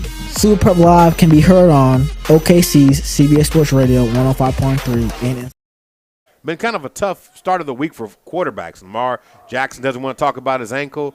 Joe Burrow can't feel the ball. Cash Guthmiller here ends up walking off. Deshaun Watson. Yeah, oh, yeah, he's out. Yeah. 3 receivers, twins to the left for CJ. They've got 12 seconds to snap the ball, plenty of time. Ball to snap. Going to hand the ball to Lamar Davis, who's got a crease. Is going to take, spinning the ball, taking Dragons with him. Baby. Dragging the Dragons down to the 15-yard line. It's going to be close to another first down for the Falcons. Nice run there by Lamar Davis. Lamar had a determination to get towards the end zone, and nonetheless toward the first down marker. Pickup of 9, 4 yards of that after someone was holding on to him, dragging him down the field. 2nd down and 1 for the Falcons. 3 receivers, twins to the right. And they're going to hand the ball off to Davis, who loses his footing but falls ahead for a Sunbeam Family Services first down. And it will be marked at the 13-yard line, 1st and 10 for the Falcons. Contrast to plays. First play, he's dragging people. The second time, he goes through and trips over his own foot. Nonetheless, he was able to pick up that first down. Did he drag his foot? He did. All right, 8:17 to go. 3 receivers. Inside slot receiver Xavier Thompson comes in motion to give the ball to Anthony Keys. Anthony Keys jumps over the pile, gets the ball down to the 10-yard line. That's where they're going to mark it. Gain of 3 on the play. So nice dive ahead there by Anthony Keys, setting up what will be 2nd down and 7. 7:55 to go, 12-0. Falcons on top looking for more. So we've got 3 receivers, twins to the left. CJ standing in shotgun formation. Hip pocket to his left, Anthony Keys with 15 on the play clock. So Chance Davis comes in motion. They're going to give it to Keys. Keys dances his way through the Dragon defense and will get a first down at the 4-yard line. It's another Sunbeam Family Services first down for the Falcons at the 4-yard line. Anthony Keys has got a very low center of gravity. He was able just to keep churning away. Okay, it's not a first down. It's going to be 3rd down and about 1. Nonetheless, he still got a low center of gravity. He was still churning away. Yeah, if he does it again, they'll get a first down. Absolutely. So 3 receivers now, twins to the right, CJ in shotgun formation, Keys to the left. And Kobe McGarry comes in motion, but Anthony Keys gets the call, and it's going to be close to the end zone. They're going to mark him down, it looks like at the 1-yard line. So 1st and goal, Falcons. It's another Sunbeam Family Services first down for the Falcons. Yeah, misdirection out of the backfield, fake to the left, put the plant foot in the ground, and went back off the offside. Was able to get down in near the 1-yard line for so 6:49 to go. The Falcons. CJ runs under center and tries to run the sneak, and the Dragons sniff that play out. No gain on the play. Or they're going to say he lost a yard. They're going to say he lost a yard. CJ does on that one. Losing a yard back down to the 2. So 2nd and goal from the 2. Yeah, this play was sniffed out by the defense as they tried to catch him off guard, shifted from the shotgun formation to under center, and the Dragons were ready for that. Change in personnel now. So now Josiah Woods is the quarterback for this series as the Falcons go heavy. They're going to hand the ball and trying to get into the end zone. They're going to say he's not in. I don't know how he's not in, but they're going to say Anthony Keys is inside the 1. Yeah, just brought him down there. It was further to go than we thought. It looked a little closer than that from here, and it's going to be now 3rd down and just a short one for the Falcons here again, who go a heavy set. So going heavy again, and this time they're going to go ahead into the end zone. They're saying the ball is loose, but they're blowing the play dead. Forward progress stopped. Forward progress stopped. So they're going to say he got denied from the goal line. So we're going to have a situation here where it's going to be 4th down. Yeah, 4th and goal. Not a lot of movement there as the Dragons have gone heavy also. They've got a lot of beef. Now, it's funny this is going on because at the goal line, if you're listening and you're a fan of Holdenville last week, this seems awfully familiar. In the overtime game between Purcell and Holdenville, there was a little bit of controversy last week. Josiah Woods under center for this play. 9 seconds on the play clock. They've got to snap it. And before things get started, they blow the play dead. Offsides defense. So offsides against the Dragons. So that is going to move the ball half the distance to the goal. So we're going to move the ball a little bit closer. And we're going to do it again. 4th and goal from inside the 1. Josiah Woods is the quarterback. He's under center. And this time Josiah is going to go ahead and into the end zone, reach over the top. Touchdown. It's a First Security Bank touchdown for the Falcons. Yeah, just chip away at that. And eventually you find yourself with nowhere to go but into the end zone. And the officials put their hands in the air, strike up the band. The Falcons scored again, man. So the Falcons now lead 18-0 as it stands right now. And when it comes to Josiah Woods in goal line situations, Josiah Woods is every bit of 6'2", 6'3". All he's got to do is get up, stand up, and fall forward. So Lamar Davis to run the 2-point conversion again. And before things get started, the Falcons are going to jump offside or false start. So after not having a lot of penalties, we're starting to rack up a few here. It's going to move the ball back to the 8-yard line. And the Falcons will attempt to run the 2-point conversion from that. So now, change in personnel. So now CJ's coming back in. And the Falcons are going to have to end up running a regular play. Plenty of time on the play clock, 25 seconds. 4:51 to go in the first half of this one. 3 receivers, twins to the right. 2 back formation. CJ has it, going to throw it. And Xavier has to adjust. I guess Xavier ran a slant in. CJ threw the out. Miscommunication there. So that pass is incomplete. So the Falcons have not hit a 2-point conversion at all tonight, but they still lead 18-0. Want to remind everybody about a big turkey giveaway tomorrow. Yeah, Coach Darwin Franklin and the Millwood Falcon varsity football program will be giving away 100 turkeys tomorrow, November 18th here at the high school, 12:30. 100 turkeys. You make sure you register. You can find the link at OKC Heart and Soul's Facebook page. Register, show up, get a turkey. Get a turkey. 100 turkeys. All right. Do you already have your turkey, Doolittle? You know, as we've read this several times. I'm saying to myself, I haven't even gotten my turkey yet. Okay, are you going to register? You know you can go to OKC Heart and Soul. I'm going to do that during the break. I'm going to register for that turkey. Yeah, I was like, wait a minute, I don't have my own turkey yet. I understand. Where did the time go? Where did the time go? So, Estrada is going to put the ball in play right now. And on the last kickoff or punt, the Falcons were able to recover on the muff. So now Estrada is going to put the ball in play. And Estrada squibs it and is going to get picked up at the 27 or make that the 30, 34, and is going to be taken out to the 40-yard line. So not a bad return there, a return of about 6 yards on the play. Jonathan Meyer, the returner for the Dragons. So 1st and 10. Now I'll be interested to see if Cash Guthmiller comes out. He was banged up, and Cash is coming out there, but he does have a pronounced limp, folks. This young man is tough. Got to give him a lot of respect.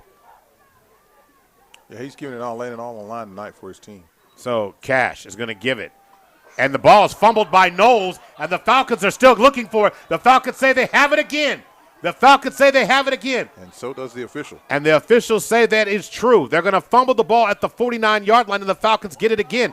This time, it's not Cash. This is Boston Knowles who fumbles the ball. Yeah, just again, ball security.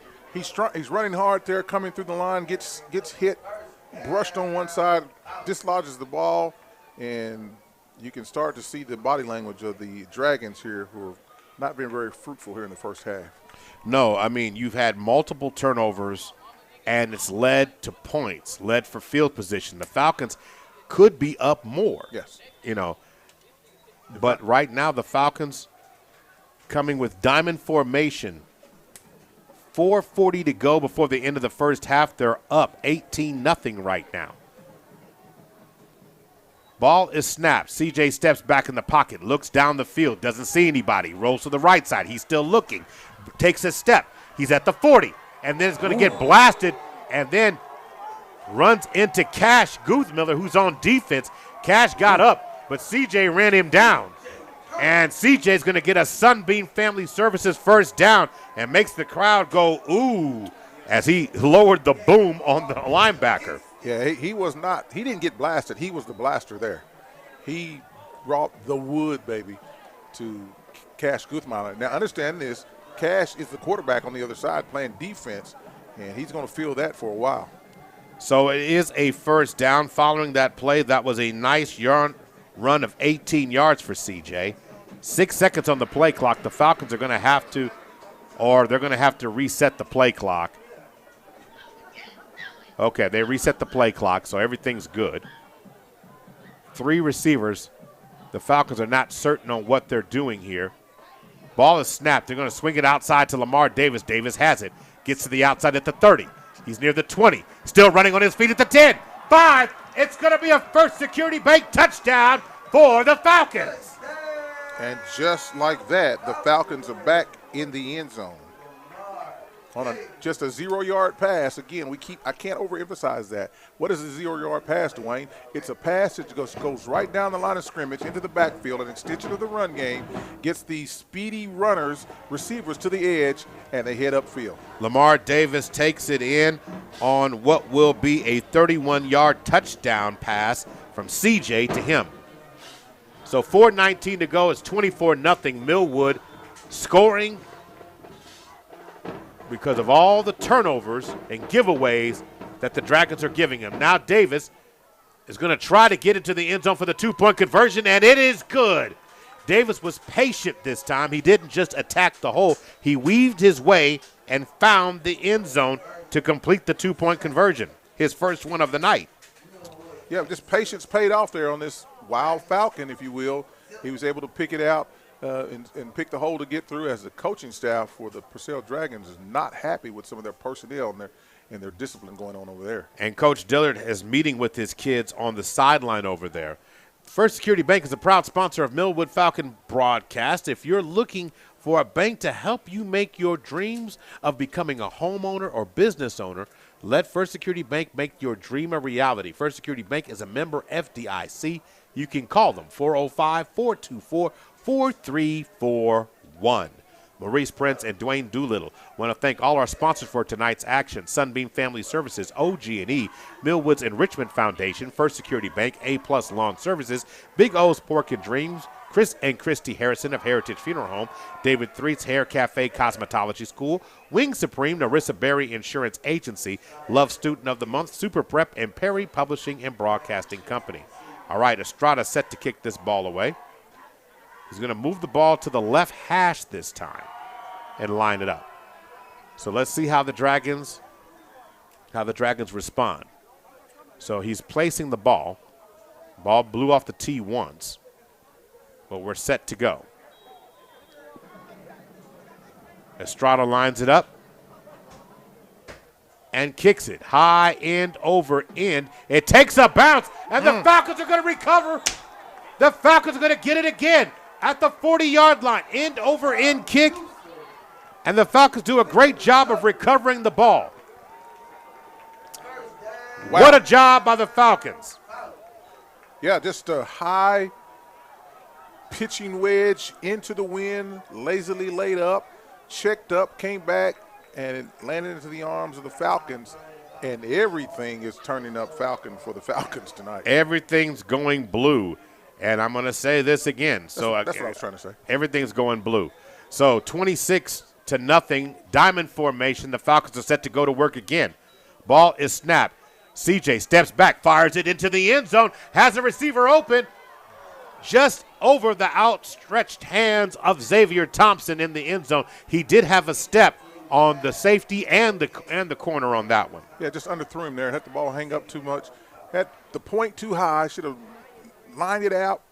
You know, just he put too much air under the ball. That's what I'm trying to say. Too much air under the ball.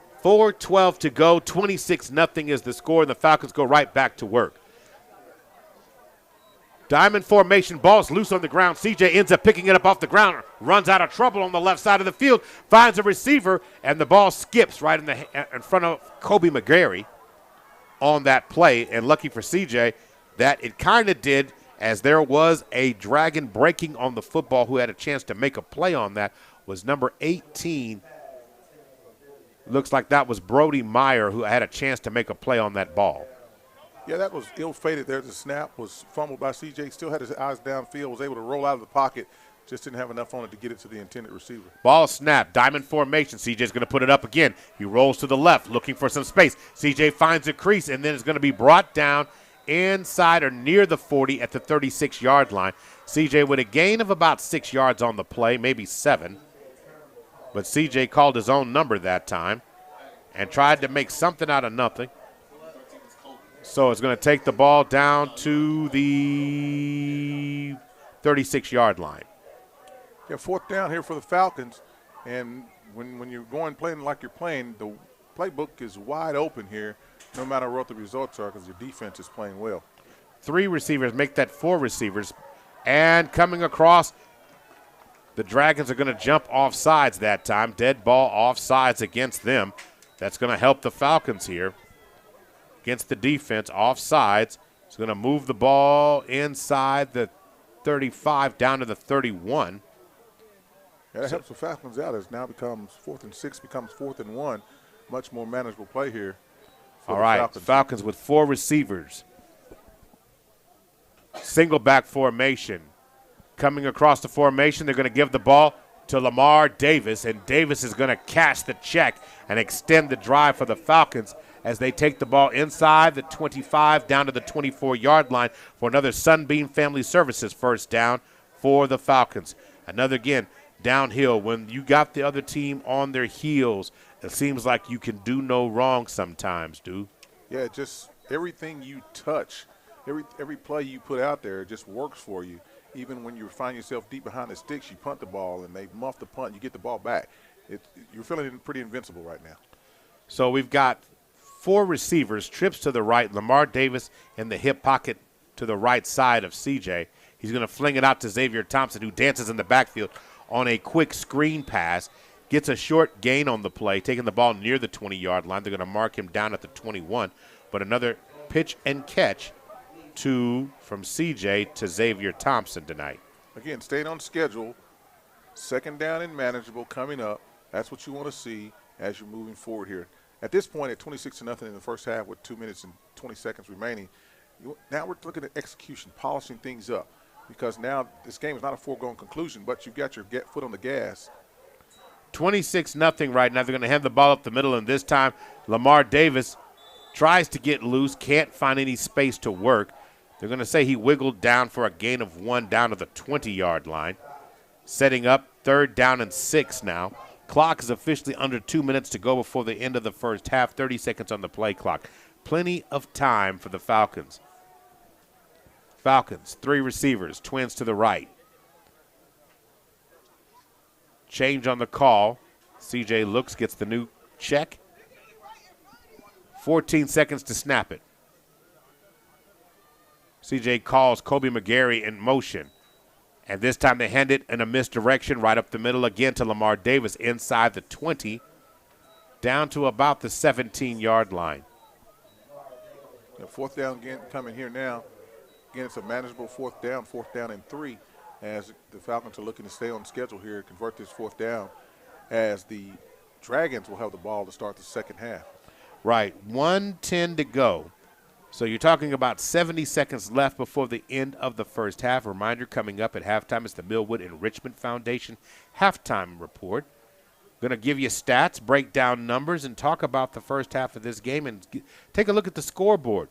And, of course, we have to grade Doolittle's keys to the game. You know that's what we do. It's like it's the way it's supposed to be. As the play clock runs all the way down, Coach Darwin Franklin calls a timeout on the 4th down and 3, taking as much time off the clock as he could. And that leaves 44 seconds on there. Both teams have 1 timeout. It's an OG and E timeout. Would you like your home lawn or business lawn to look green, full, and healthy? This is the time where you work on that, folks. Call the professionals at A-Plus Lawn Service. Owner Milo Wilson and his staff will take great care of you. Just call for an appointment today, 405-535-5139. That's 405-535-5139. And let Milo Wilson and his team take care of you. This is when you work on the green lawn for next year. Absolutely. You don't wait until spring to do it. Feed it now. Feed it. Pre-emergence. Pre-emergence. You want to kill a weed cycle. You got to understand the weed cycle, the weed life cycle. You want to kill it after it goes dormant, kill it now, and before it comes back up, kill it again. Interrupting the life of the weed cycle. That's educational. See, again, random knowledge by Doolittle. I mean, like I said, he's a jack of all trades. Do you have a garden? I do. Okay, exactly. Going to work now. CJ is going to throw it to the outside. That pass is going to be caught, and Xavier Thompson is going to dance inside the 10-yard line. It will be enough for a Sunbeam Family Services first down. I think they're going to put it at the 6-yard line. Is that the 6 or is that the 7? It's at the 7-yard line, but nonetheless, it's another pass play, gain of 10 yards on the play. And in a Sunbeam Family Services first and goal. First and goal with 39 seconds to go. So the Falcons are going to go wild Falcon here. They pull CJ, and Lamar Davis is going to run the wild bird here. Ball is snapped, and Lamar Davis dances into the end zone for a First Security Bank touchdown. Wow. That was masterfully done. So the Falcons now take the lead 32-0. You're going to keep Lamar Davis right out there as you're going to run it one more time. Yeah, run that back, Turbo. Run that back for Nitro. Yeah, Lamar Davis got the call right there with 34 seconds on the clock, and it's taken kind of the air out of the Dragons here, but the Dragons have been some of their own worst enemy. We'll talk about that at halftime a little bit. Ball is snapped, and Lamar Davis wants to throw it this time. He dances, and he finds a receiver open, and they're going to catch it. The 2-point is good for Xavier Thompson, but ineligible downfield. It's an ineligible receiver downfield. The lineman thought Davis was going to run it. He decided to pull it back and throw it. Yeah. So that penalty. Great awareness, though. Looked out, saw a receiver wide open, flung the ball to him, and he caught it. Just the linemen were just ahead. So they're going to move the ball back to the 7-yard line, make that the 8-yard line for a legal man downfield. So the 2-point conversion attempt will go, and we're going to swap out personnel this time. Davis comes out. And let's see who else. See who's going to actually QB this play. Actually, no, we're going to go for the extra point here. We're going to attempt what will be a 25-yard attempt from the right hash mark. Comes in Estrada. 6 seconds on the play clock. It's down, and the kick is blocked. But running into the kicker. That's going to be roughing the kicker. Roughing the kicker this time. So it's going to get a little bit closer. The Falcons may do it again. That's going to take them half the distance to the goal, and I would imagine we'll see the Wild Falcon. If I was just, looking at the T cards. Yes. Okay. The tea leaves. So that one, is that exactly what the call is? Personal foul. Personal foul, roughing the kicker. So roughing the kicker, that's going to spot the ball back inside down to the 4. Half the distance from where we were. Yeah, we're at the 8, so the 4. Yeah. We're going to line it up again and kick it. So we're going to line up again and kick it. This time we're going to go right in the middle of the field this time. Xavier Thompson will be the holder. Estrada. And the Falcons must reset to get lined up correctly. They got 19 seconds. So plenty of time. That's offside. And before things get started, they're going to blow this play dead. And it's going to be offsides. So it's going to get a little closer. Yeah. So that's 2 penalties on this drive. So offsides. So the offside penalty. Now we're going back to Lamar Davis with the Wild Falcon. So, yeah, we're going to – you said it was going to happen. They're going to eventually take Estrada off the field, and they just did here. And Estrada's like, hey, man, look, I earned that one. I got tackled. I got to get my stats up, man.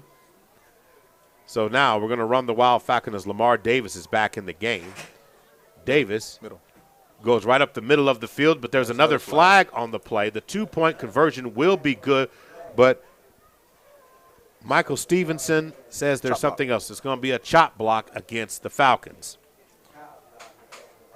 So that'll back them up 15 yards. So chop block is going to move the ball back to the 17-yard line. That's where it should be. That's a 15-yard penalty, is it not? It is. So it should go to the 17-yard line.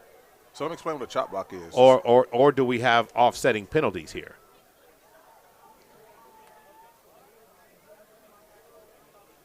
So Coach Franklin is discussing, but I don't – okay, I see somebody now marching the ball back. So, yes, go ahead and explain that. So a chop block is any time a blocker is engaged with a defender, with either high or low, and another blocker engages that same defender, either high or low.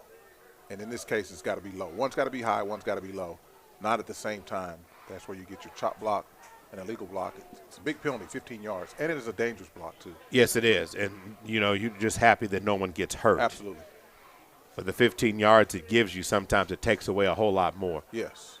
So they're going to reset the play clock, and the Falcons have now ran Estrada out there. Lamar Davis don't get a crack at it, so now CJ's back out there. His turn. He gets a crack at it for the 2-point conversion. 3 receivers, twins to the right, ball is snapped. CJ has a receiver to the outside. He throws it, but too much heat on it, and that 2-point conversion attempt is no good, intended for Xavier Thompson. So the last 27 plays have been run with no time off the clock. Yeah, I mean, that's the essence of this game. That's how football can do things for you. So the pass is incomplete, intended for Xavier Thompson. So the 2-point conversion has failed. And so the Falcons are going to go ahead and kick this ball away, and it'll be interesting to see what Coach Aaron Dillard decides to do here with that time. He's got one timeout left, but you might need to regroup the guys. I mean, do you try to run plays here and force basically, first of all, cover the football, because the Falcons have gotten it, and if the Falcons get another crack at it, they will put more points on the board here. Yeah, and so, I mean, you recover the kick, of course. Come out in the victory formation, take a knee, get to the locker room, salvage, manage, whatever you can do. He's got some physical ailments going on here with this team, but this team is almost mentally defeated as well. And so he's got to be able to get their attention in a way that only he can do as their coach, been with them all year long, to try to redirect this energy and see what they can salvage in the second half of this game. All right. So now going to work. Estrada is going to kick this away. And Estrada kicks it end over end. And it's going to be fielded at the 19, return to the 25, out to the 30, out to the 35, out to the 40, before the returner is going to be knocked out of bounds at about the 42-yard line. So nice job there by the Dragons to get good positive field position, returning the ball out to the 41-yard line. Gain of 21 on the return. So in that situation here, now you're down with 28 seconds in the first half. So I'm like you here, dude. What you need to do is possibly that, but they're going to run a play here. They're not going to pass up on this opportunity. And we haven't seen a pass play yet. And Guthmuller is calling for it. Going to hand the ball, and this time Knowles is going to take the ball ahead for a gain of 2 yards, maybe a yard, out to the 43-yard line.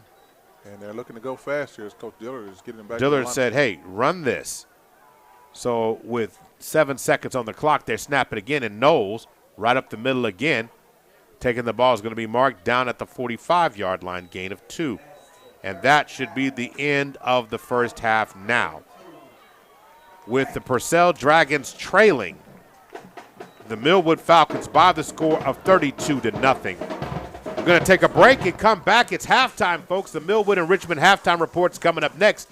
Don't go anywhere. You're listening to Millwood Falcon Football, brought to you by SSM Health at St. Anthony's and Love's Travel Stops and Country Stores.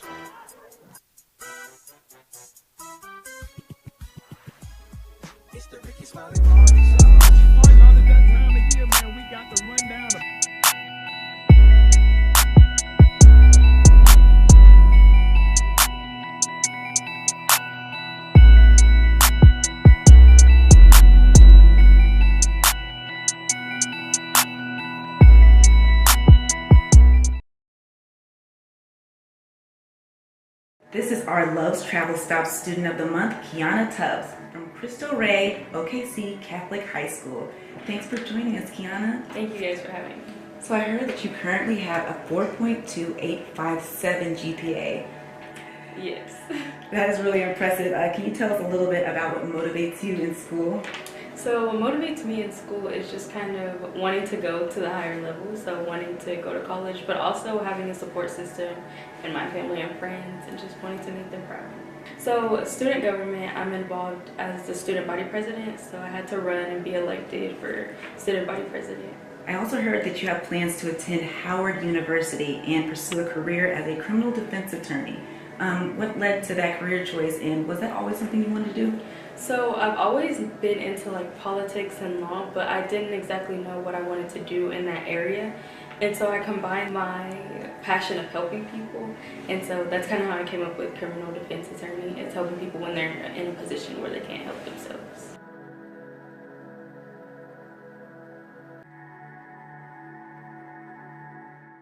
Injuries don't wait.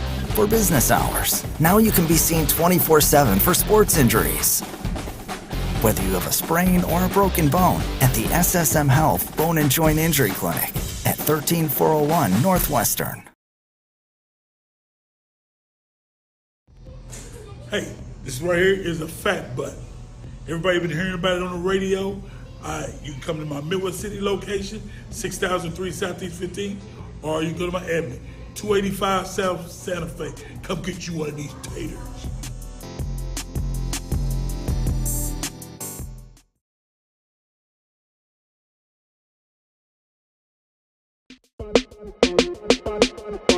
Oklahoma City, I'm Miles Perry, and I want you to tune into my show, Super Prep Live.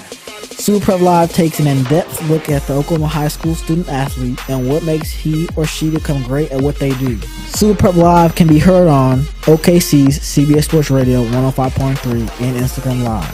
Make sure you tune in and learn about the next great student athlete on Super Prep Live with me, Miles Perry.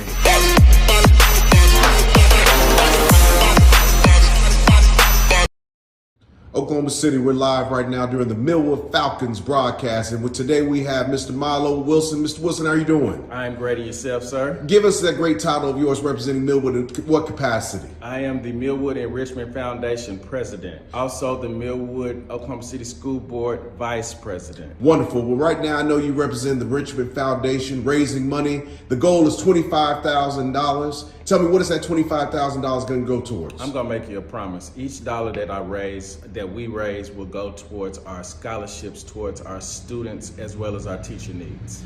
Well, if they would like to make a donation of any kind, where should they go right now? Right now, Cash App Millwood Enrich OKC. That is Millwood Enrich OKC, MILLWOOD ENRICH OKC.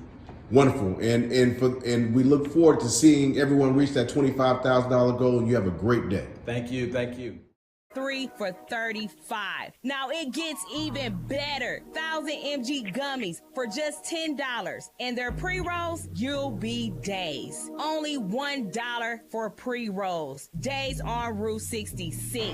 Hold on. Contact Tax Relief Helpers for details and restrictions. Attention, anyone that owes money to the IRS. The IRS has restarted aggressive enforcement actions against taxpayers who owe back taxes that were temporarily suspended for COVID. If you owe $10,000 or more, you must hear this because now is the time to clear your IRS tax debt. A special toll-free number has been established so you can stop penalty fees, avoid liens, levies, or other hostile measures by the IRS. Call Tax Relief Helpers right now at 800-918-9203. Tax Relief Helpers will provide you the maximum protection afforded by law. I got behind on my taxes and owed $48,000. I didn't know what to do. I called and they got my bill lowered to just $3,500. I owed $87,000 in taxes and it was scary. I got the amount I owed down to just $3,500. I saved $83,500. If you owe money to the IRS, don't wait another day. Call 800-918-9203 right now before the IRS enforces liens, levies, or other aggressive measures. The call and consult are absolutely free. Call now. Call 800-918-9203. 800-918-9203. 800-918-9203.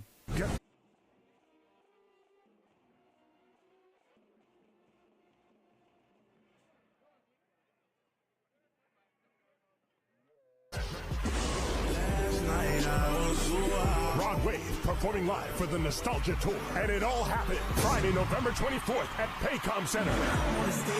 It's Rod Wave live on stage, featuring Ari Lennox, 2C, and Illmatic. Tickets on sale now at all Ticketmaster locations. Local high school sports can be heard right here on Heart and Soul 92.1 and 1140.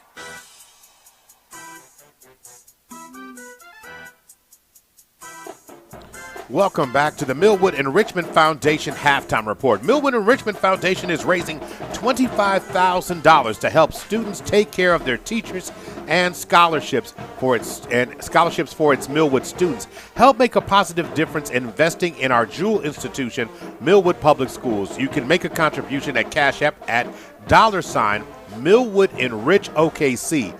That's Millwood Enrich, ENRICH OKC.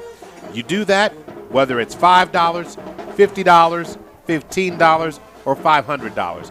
Make that donation. It will go to help students and teachers. It's not going to the athletic department. So it's something that you need to know. Maurice Prince and Dwayne Doolittle here. What did you see in the first half of this game, and what's your overall take of what you saw? One word and one word only. What's that? Dominance. Dominance. The Millwood Falcons have dominated the Dragons offensively, defensively, special teams, you name it. They have dominated this game, and it shows on the scoreboard. It shows as you look into the body language of the Dragons. I almost call them demons, but the Dragons. It just shows there's a certain swag about the Falcons, that everything they've done, even in the kicking game, the passing game, the running game, defensively, it's just been a dominant performance by these Falcons tonight. Yeah, and again, the Dragons have been their own worst enemy in this situation. 4 fumbles in the first half of this game, 4 fumbles lost. Millwood lost 1, and the Dragons had a brief window where they could have really hurt the Falcons.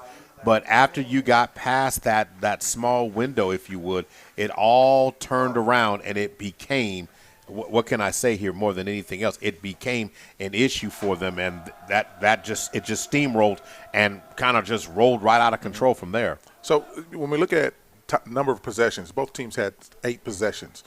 This is the possession results for Purcell.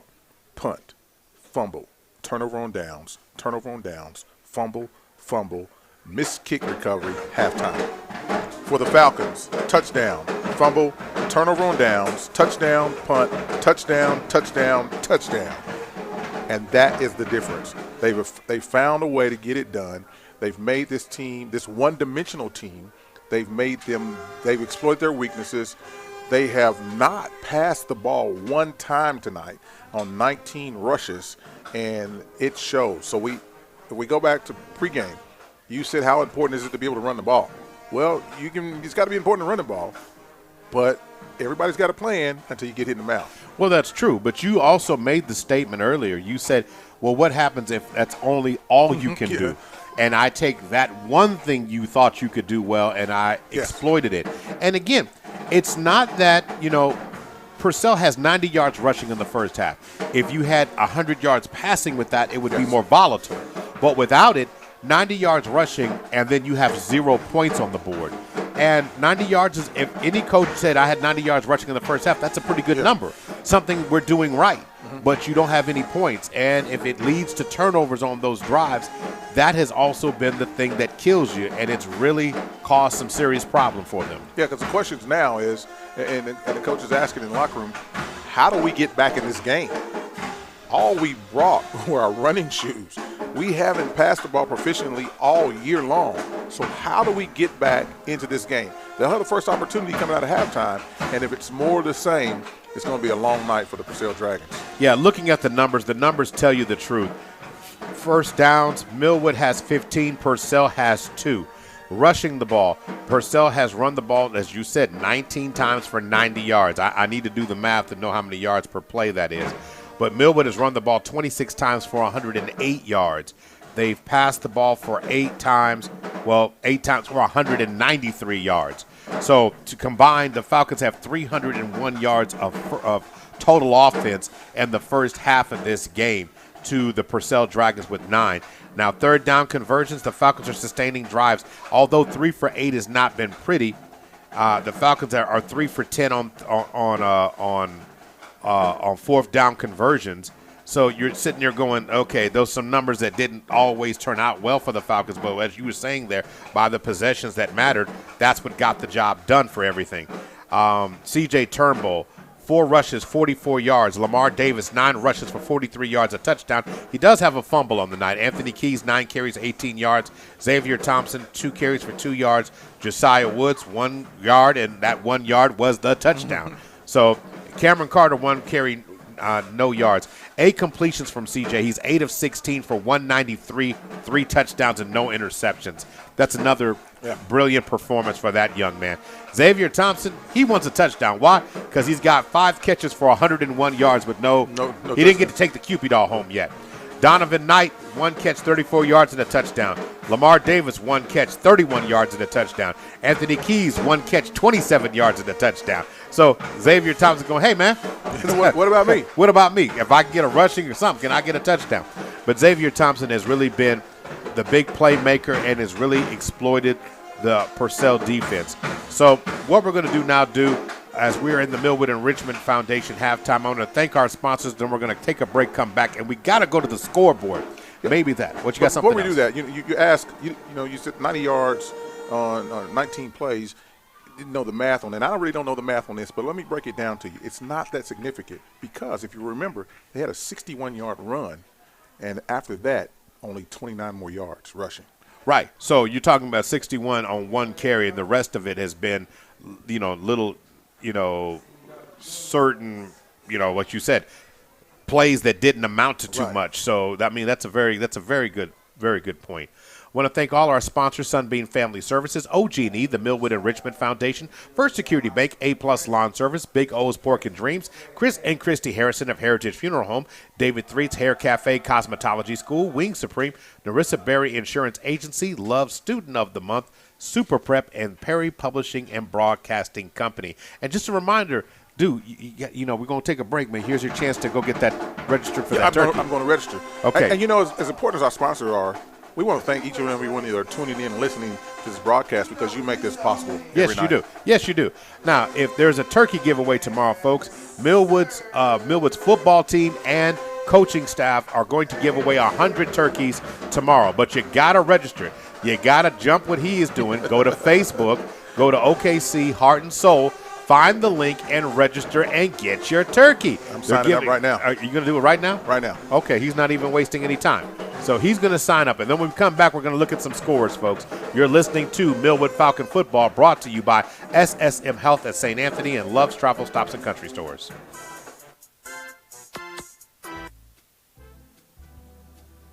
So, hey there. That's me, Potter, playing my song. I'm also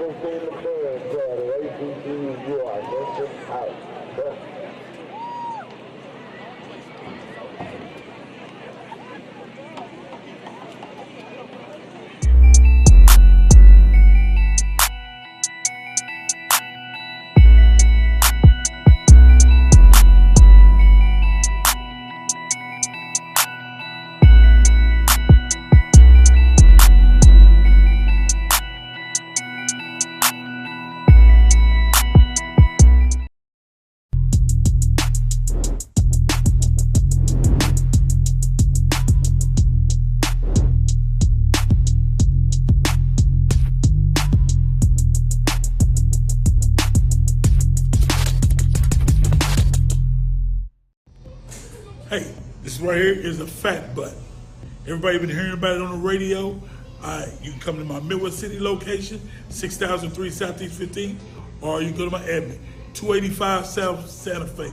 Come get you one of these taters.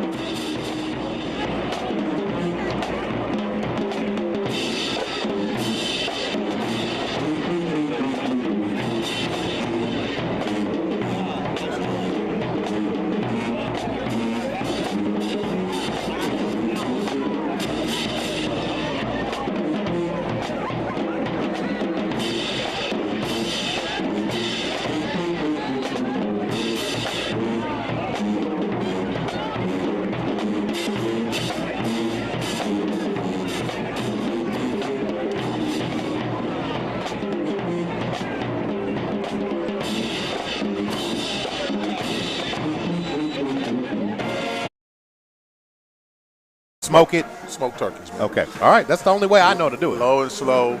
Smoke it, let it hang out, and just sit and watch the smoke go in the air.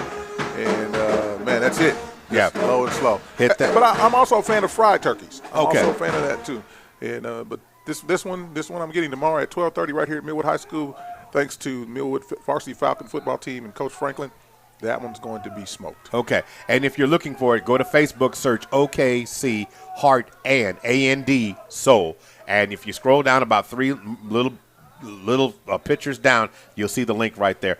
Dude, let's take a look at the scores if we could, please. So looking across Class 2A tonight in playoffs, number 7 Idabel trails Kansas 21-14.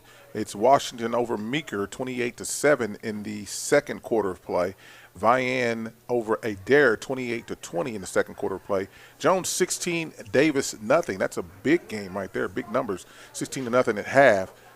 Sequoia Tahlequah is trailing Kiefer 44-0. Kiefer in this game, there was a lot of talk that no one's giving them a chance in the Class 2A this year.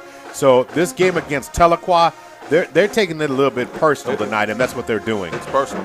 Alva leads Kingston 14-7 at half, and Victory Christian all over Prague 36-18 in the second quarter. Now, the game that we're tracking tonight, of course, he gave that score first. That is Kansas versus Idabel.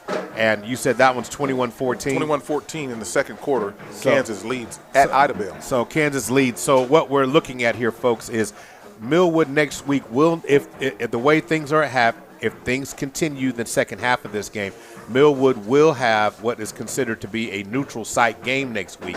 So you're talking about whether you want to go to the south or you want to go to the north. If the game's in Kansas, it's more likely the game will be in Tulsa somewhere. If it's in Idabel, that means you're going to the southern part of the state, could be going back to Ada or something like that. Halfway between the two teams. Don't want to incapacitate anyone, having them over travel. And so I'm pushing towards warm weather, though. Yeah. So, I mean, to me, when you start talking about this, so very, very likely the Falcons will be in Tulsa next week if they can continue. Here, they lead 32-0. The Falcons scored 26 points in the second quarter, one of the highest outputs of the season. This Falcon team has shown that they can do it. So, real quick, if we can, Grade your keys to the game for us. So I mean, this might be the best. I mean, I don't know what your grades were in school, so I mean, this might be something a record breaking here. Well, consistency. The Falcons have been consistent. That'd be an A. That's an A. Passion. It's showing. That's another A. That's an A. Pride. And because with passion comes pride. That's another A. Just let it all hang out. That's another A. Next play mentality. They've done that. They gave up the 61-yard rush. No problem. Let you run between the hashes, let you run between the 20s, shut you down from there. They're limiting the penalties. They have made this Dragon team uncomfortable. They've wrapped up on defense and done well. And to this point, they have finished what they started. Is that the best card you've had? I mean, they made it look awfully easy for you there. They did. I mean, once you have built the relationship like we do, seeing this team night in, night out, seeing them in different playing styles, when they get down, when they get up, how they handle that. You can kind of almost look into – it's like, when you growing up, your parents can look at you and tell you when you're not telling the truth, when you've done something. Well, you can look at them. You can almost tell to a man, to a player when they're ready. Yes, CJ came out strong, overthrew some passes, but, man, he has looked great on the deep ball most of the night with the double moves, the shimmy shake, the shoulder shake, boom, looking out at the receiver or the defender, getting the ball downfield. And the defense has just risen to the occasion. They knew what kind of game this was going to be. It was going to be a ground and pound ball game, and the defense is ready to play tonight, has been. He's Dwayne Doolittle. I'm Maurice Prince. We get ready for the second half here. Both teams are now, 40 seconds away from getting the second half started. When we look at everything that's going on in the course of the game, now when you come out to the second half, you got to come back with that same intensity. Millwood, the most important possession right now for Purcell is this first one here. And the one thing we were concerned about might have been was the penalties. Both teams have 7 penalties apiece. Of course, half of them were called on the 2-point conversion that the Falcons had. But needless to say, the defense wants a 3-and-out. Go ahead and snuff out anything that they can. If they come out here and score, the belief will be that there's still time for them to do some things. Yeah, messaging. Hey, just copy and paste the message that you sent in at the first half and send it again second half. Snuff out any opportunities. You want to take away any possible thoughts they may have that they're back in this game on this possession. 3-and-out for the defense, or let them stretch the field, force them to no points, and get the ball back to your offense. Right, and that's absolutely what you have to do. When it's all said and done, you got to come out here and reset the tone. It is 0-0 on the scoreboard. It may feel ugly, it may feel unfair, but you've got to come out. You cannot come out here if you're Millwood and sit back and feel good and realize if they score. You're setting the tone of what next week will be. So every opportunity, you've got to take an opportunity to get better, and the Falcons got to do it here. Let's take a look back on the field here as Estrada is going to put the ball in play for the Falcons, and we're going to get things going. Once again, hey, there are still plenty of turkeys to get, folks. So your opportunity to get one is right here, right now. Go to OKC Heart and Soul and click on the Millwood Falcon post that's there. Find that link, the Millwood Turkey Giveaway, sponsored by the Millwood football team and Coach Darwin Franklin and his staff. The 3rd annual turkey giveaway. Get your turkey tomorrow at 12:30. Kick is away, and the ball's still rolling around the ground. And was it touched? Goes out of bounds. But was it touched by? Doesn't matter in high school, touched or untouched. It goes out of bounds. It's a free kick out of bounds, a penalty against the kicking team. Well, but even if they touched it and it goes out of bounds, it's still a penalty. Yes. No new force on the ball. Now, if they get it and fumble out, that's a new force. But the ball was still in kick status at that point. All right. Whole lot of stuff that goes on with that. So free kick out of bounds. It'll be 1st and 10 at the 37. Looks like they spotted where it went out of bounds. Yeah, because now whether the interpretation of that rule is correct is what's interesting to me, because a Dragon did touch the ball. So we're going to go back to work, and the Dragons come out, and Knowles gets the carry. He's going to run the ball out to the 38-yard line, gain of 1. Yeah, just a quick run play. Again, reestablishing the run game, continue with the run game. They didn't not reestablishing it, but continue with the run game. Minimal gain on the play there. I got to take my hat off to Cash, Guthmiller. He is not 100% clearly, but he is giving it his all. He's running out here with the limp and still wants to run the play and still trying to lead his team. So that's just an unbelievable precedent, and he is so tough. I got to give it up to that young man. He's a junior, and so he's got another year to come back. He's going to try to will this team, a 6'1", 190-pound junior, and he's gone both ways, playing DB or safety over the top and quarterback on this offense. So when it's all said and done, you're talking about 3rd down and 6 now.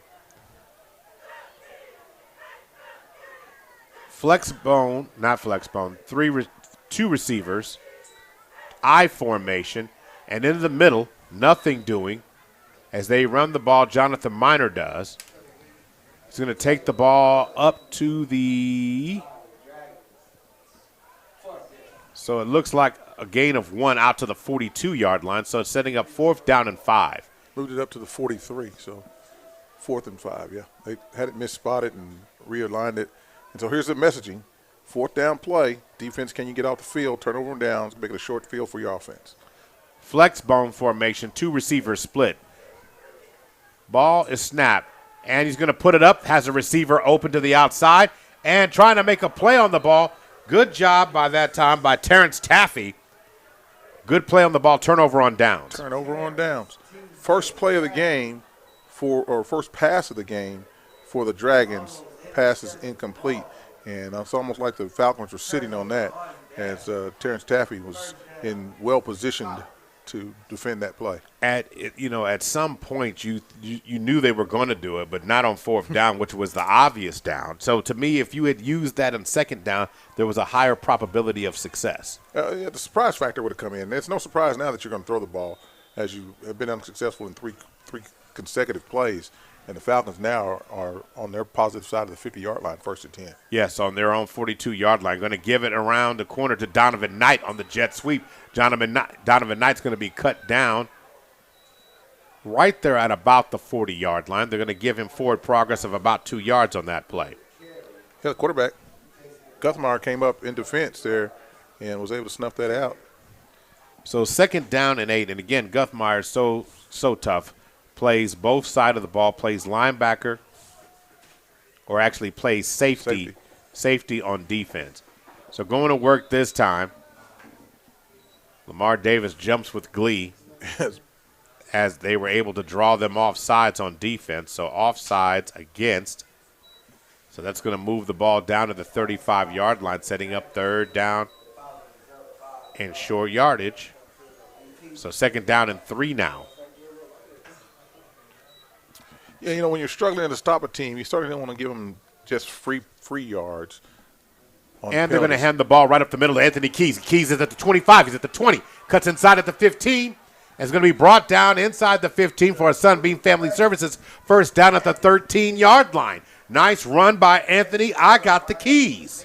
Man, just nice pace. Picked his way down. Stutter stepped around. I mean, just the speed is very evident here as these Dragons. Yes. Dragons are being outquicked on the edges. So that last play there by Keys was a run for 22, matching his number. 2-back formation, 2 receivers split, 17 seconds on the play clock, 9:01 to go. And CJ is letting the clock run, so they're starting to make an assault on the clock now. Going to work. Going to hand the ball to Keys. Keys dances in the hole. Going to be brought down nearly near the 5-yard line, or down to the 10-yard line, so a gain of 3. Let me correct myself there. Yeah, just stutter step, got hung up on one of his blockers, had room to run off to the right side, but just waited a little too long, and the pursuit came from the backside and was able to shut him down on a short gain. 2nd down and what will be 7 yards to go.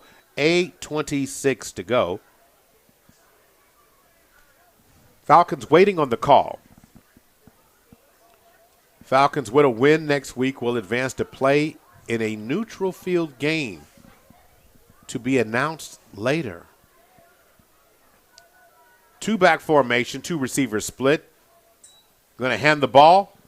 to Keys. Keys gets to the edge. She dances at the 5 into the end zone. It's going to be a First Security Bank touchdown for the Falcons. Just nice patience on Anthony Keys there as he sprinted towards the boundary and was able to make a right-hand turn, plant the foot, cut back in, untouched, into the end zone. A running play of 7 yards, capping a drive of 4 plays, 42 yards for the touchdown. And the Falcons are going to go for 2, up 38-0. And I correct that. They're going to go ahead and go for the extra point here as Xavier Thompson is going to hold for Estrada. Estrada finally getting another chance here. He's earned it. So Estrada, kick is down, and it is up. And the kick is no good. Well, it looked good from this angle. That's all I can say. I mean, visual images, I guess I'm getting older in age because I said that from this angle, it looked like it went right through the upright. It did everything but split the uprights here. So, in his mind, it was good. 7:59 remaining in the third quarter play. The Falcons all over the Purcell here, 38-0. 38-0 right now. And we're officially at 7:59 to go, as you just said. Want to make sure we acknowledge First Security Bank is a proud sponsor of Millwood Falcon Broadcast. If you're looking for a bank to help you make your dreams of becoming a homeowner or business owner come true, let First Security Bank make that dream a reality. First Security Bank, a member FDIC, and is an African-American-owned bank. Ball is now spotted at the 40-yard line. Estrada's going to kick it away this time. So one of the things that kick coverage, do you think that was addressed by the coaching staff for the Dragons? They only had so much time to cover stuff, and I'm sure it came up. I don't know how much time how it was drilled down as they broke out into position coaches. I'm sure when you go in, you got offense on one side, defense on the other side, and then the coach brings everybody to the middle. But even in this instance, ball takes a bounce. It's going to be fielded and trying to get to the outside around the 20-yard line, cutting upfield. And this time, that door to the outside is closed. Nothing doing there. Great tackle by Tyshawn Buford. Yeah, that returner ran 34 yards east and west. So that's what he did. So the ball is going to be, is that the 15-yard line? Just outside the 15, about the 16. So it's going to be at the 16-yard line, 1st and 10 from that spot. So a lot of running, but not a lot of real estate when it was all said and done on that return. So now going to work, flex bone formation. And they're going to give it to the up back. Nothing doing there as they take the ball short of the 20 or right to the 20-yard line. They're going to save it to the 19-yard line. So a gain of 3 out to the 19, so 2nd down and 7. This is a determined team as they have not gone away from their original. It's one of those things. That's what they do. I mean, this is what they do. And you have to have other layers to your onions of your offense if you're going to do something special against a really good team. The ball's loose on the ground, and the Falcons don't see it, but the Dragons are able to fight and get it, but the officials have not ruled yet. The Falcons could end up with this ball. That's going to be Purcell retains that ball. So Purcell will keep the ball. And partner, I've got to correct you. You said this is what they do. No, this is all they do. They run the ball. Well, I stand corrected. It appears as though the Falcons did recover the fumble. So the rush on the ball was rolling around loose on the ground right there at about the 11-yard line. And the one thing the Dragons could not afford to do was turn the ball over. So now it's 1st and goal. No, not 1st and goal. 1st and 10 from the 11. Okay, 1 yard. I mean, 1 yard difference. So the Dragons' ball security has been a problem tonight. You're talking about 5 fumbles tonight, 5 of them. So here we go. Single back formation, 2 receivers split. Ball is snapped. We're going to put the ball in the hands of Davis, and this time, Davis is going to lose some yards. Yeah, nothing going there. So Davis is going to be brought down right there at about the 14-yard line, loss of 3 on the play. And so when you talk about 5 fumbles, but there are also 3 turnover on downs and a punt. That's not good. No, you're not going to win too many games when you've got that type of situation going. That's not good at all. 2-back formation, 2 receivers split. CJ looks over the defense with 17 seconds on the play clock. Anthony Keys comes in motion, going to swing it back to him on a wheel route, and he takes it inside the 10 down to the 6-yard line. Now, he could have cut that back here to the inside, and I think he'd have still been running down to the multi-sport facility. So they're going to mark him down at the 7-yard line. So a gain on that pass play there, because that definitely was another throw. Mm-hmm. Gain of 7 on the play. So 3rd down and 6 yards to go. Playbook still wide open here for the Falcons. 3 receivers. Ball is snapped. CJ's going to put it in the belly of Lamar Davis. Davis dances. Davis tries to get to the edge. He's at the 5. He's still up on his feet, still fighting, but it ends up going to losing a couple of yards. He had gotten really all he was going to get, but still tried to get something else, some more orange juice out of that orange. Yeah, you put the top on it, shake it up again, and open the top again, hoping something else comes out of it. And in this time it didn't. So the ball will remain at the 7-yard. It's going to end up being a gain of nothing, right, on that play from that angle. So it's going to be 4th down and 6. So now Estrada comes back out. He's going to kick it from the left hash mark. Right-footed kicker. He can swing that right on in there. So the ball will be – it's going to be a 24-yard attempt. High snap. High snap, and they're going to blow it dead, but was that offsides? I mean, he cleared it. I don't know what that sign is. Okay, so he jumped over. Darwin Franklin said he jumped over, but he said he ran through the gap. But they blew it dead. Yeah, I don't know. So the person with the ball ran to the end zone, but the officials are nowhere close to it. So I'm a little confused. I thought they blew it dead. So we've got an inadvertent whistle that will go back to again. So the confusion has to be on whether the defender or the D lineman jumped over, which you cannot do. So the official Stevenson said that he ran through the gap, but clearly from our vantage point, he was playing old school Super Mario Brothers and jumped the hole. Yeah, so he's got some explaining to do both sidelines here as he's running now over to the Purcell coach, who is vehemently saying it's a touchdown, but the whistle stops all of that. So we've got an inadvertent whistle on a loose ball play, and it would take some time to explain that. And in all instances on a loose ball play, you go back to the previous play and do it again. Right. So, again, looking at the body language of the Purcell players, so the kick is no good. Or what? Because the Falcons are still on the field. Well, referee's just giving an indication 1st and 10, Purcell. Okay, so it's 1st and 10 Purcell on a missed kick. I don't even know how to stat that on my chart. It's not really a turnover on downs because it is a turnover on downs, but it's a block kick. But here's the deal. It goes back to the 20-yard line if it was a kick.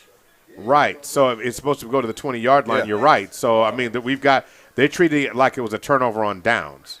That's exactly what they did. Okay, we're going to go with that and leave it alone. That's what we're going to we're going to leave it with that rushing attempt that did not go well. And now we've got an injured player on the field. So we have an injured player on the field. So he's sitting up. It's number 54 for them. That is Carter Goldston, who's getting looked at right now. But 4:03 to go.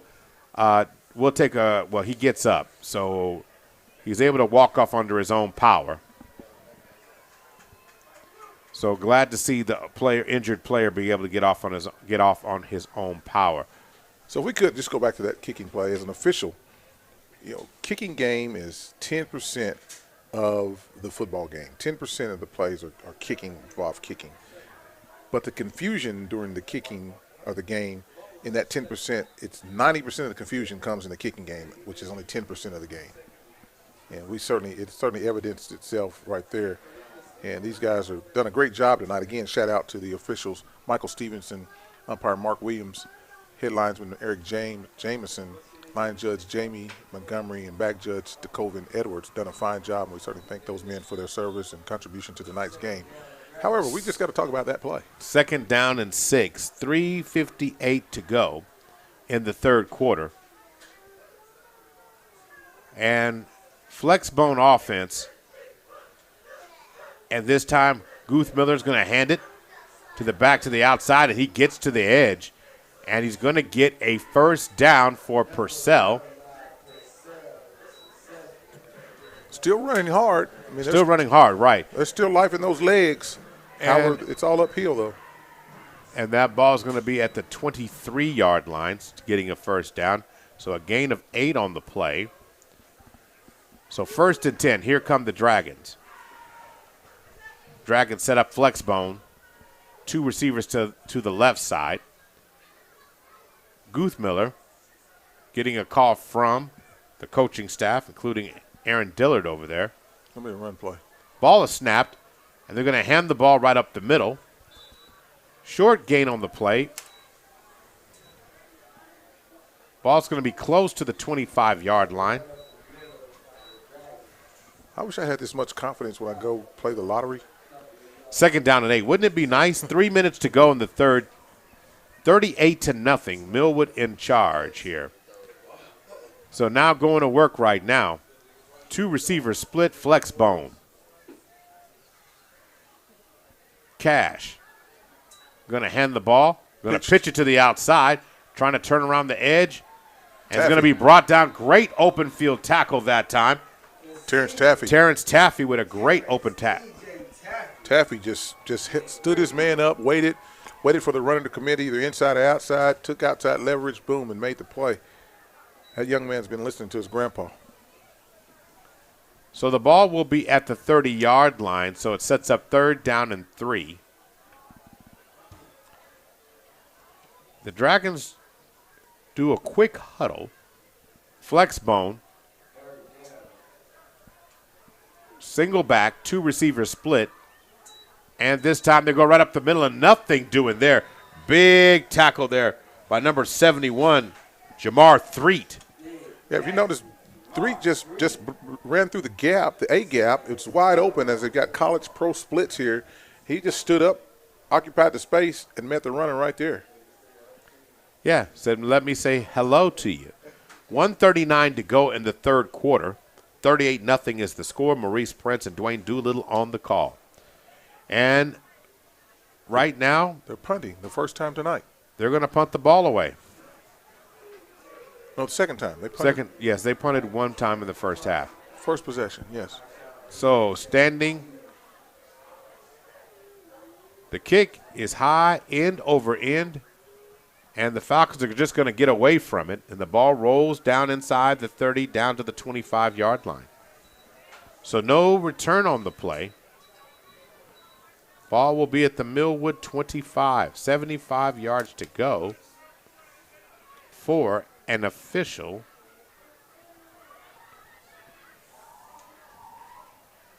$25 yards to go, 75 yards to go for another score for the Falcons, I should say. Apologize for that one right there. 1:06 on the clock, 38-0. Free turkeys, free turkeys. I can tell you how to get yours here in just a second. Update from the Ida Bell, Kansas game. It's 21-21 at halftime. Going to work now. Ball is snapped. Going to hand the ball. And short gain on the play by Keys. In fact, no gain on the play. So it will be 2nd down and 10. Clock continues to run as we're finally under 30 seconds to go. this possession will go into the fourth quarter if Darwin Franklin has it his way. And I believe we are going to have it his way. We're going to pretty much exclusively run here now just to get through this game and get ready for the weekend. There is a 1 second differential between the play clock and the game clock. The Falcons will have to snap it with 1 second. Anthony Keys goes in motion, setting up a wheel route, but instead they're going to hand the ball off to Davis, who keeps the legs going and eventually will be brought down after a gain of 3 out to the gain of 4 out to the 29-yard line. And that is the end of the third quarter. 4 fingers in the air, folks. We'll be back on the other side for the start of the fourth quarter. You're listening to Millwood Falcon Football, brought to you by Love's Travel Stops and Country Stores and SSM Health at St. Anthony.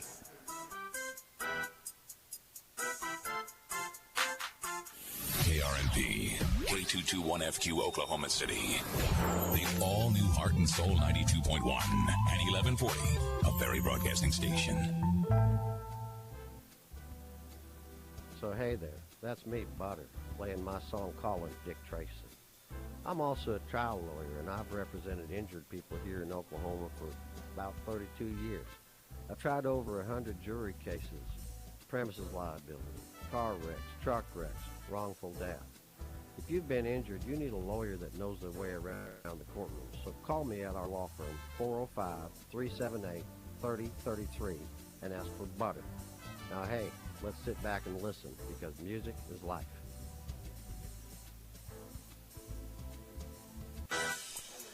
Back to live action starting the fourth quarter here. How can you get that free turkey? Well, all you got to do is recognize that tomorrow Millwood's football team, for the third consecutive year with head coach Darwin Franklin, will give away 100 free turkeys tomorrow. How can you get yours? Open up your Facebook browser, go to OKC Heart and Soul, and click on the link and fill out the form. The turkey is yours, man. Just like that. Just like that. Doolittle, you did yours. Yeah, I got one coming tomorrow. Said Doolittle says I'm not playing. No. I'm like the Falcons tonight. I'm not playing. This is for real tonight. And 2 back-to-back games, they pitched shutouts to this point. Now, I probably said that too soon. It's not over yet. I probably said that too soon. But they've looked impressive in the first 2 rounds of playoffs. 4th down and 4. And the main thing the Falcons really wanted to do, and I'm really not sure why the clock's not moving. I guess Davis did run out of bounds in the last play. Low snap, Zaire Fisher's able to get his hands on it. And it's going to take a nice Falcon roll right there about the 35-yard line, and that's where it's going to be blown dead at the 35, or make that the 34-yard line. So Zaire Fisher did a good job of getting that one off. He was skipping around on the carpet back there before he was able to scoop it up. But it will be 1st and 10 for the Purcell Dragons at the 34-yard line. I still want to give a lot of love to Cash Guthmiller. Tough as nails. That's a guy you want on your team. And it's going to be a great opportunity for Purcell if things don't change next year with his leadership playing out there, because there's a difference between being injured or hurt. He's definitely hurt. As a big run is being broken off right there. Nice job. So that was Jet Tyler with the carry. So Jet Tyler's going to take the ball out to the 46-yard line for a first down. Yeah, Jet Tyler, number 26, a senior, still running hard as he's realizing that his high school football playing days are slowly coming to an end. Flexbone, twins to the right. And met in the backfield, they're going to unload it. And another trying to turn the corner. A nice open field tackle there by Deshaun Buford on the stop there. As, again, Jet Tyler tried to get his hands on the ball. They're going to move. They're going to mark his forward progress down at the 44-yard line there. Yeah, great discipline on the ends for the Falcons, as the little razzle-dazzle plays are coming now more frequently for the Dragons, as they're going to the outside edges on the late pitches, and the Falcons are staying disciplined. 2nd down and 12. Flexbone, 2 receivers split. Ball is snapped. Right up the middle they go. No, they don't. Nice play fake. And they're going to pitch the ball. And a nice run. It's going to get a Purcell Dragon first down in the Falcon territory at their 44-yard line. Ball carrier on that one was Carter Bennett. Yeah, sleight of hands there as they're 3 touches and 3 possessions, and boom, boom, the last man around the end gets the ball. So 1st and 10, here come the Dragons. And as of right now, a lot of the starters are out for the Falcons, so the Dragons are going to move the ball a little bit more.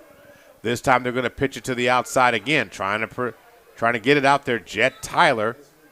And now the ball is going to be spotted inside the 40. I want to say at the – going to say now the ball's at the 38-yard line, gain of 6. Get Josiah Woods on the tackle for the Falcons as he's coming in now and play defense. So, 2nd down and 4. Flex bone, 2 receivers split. Cash. Going to flick it out. Back into the hands, and finding a crease is going to be brought down by number 20 for the Falcons, Michael Green, making the tackle inside the 30. It's going to be another first down for the Dragons, ball at the 29. Yep. Brought the game plan in with them, and they're sticking to it. So as it stands now, 1st and 10, 38-0 is the score.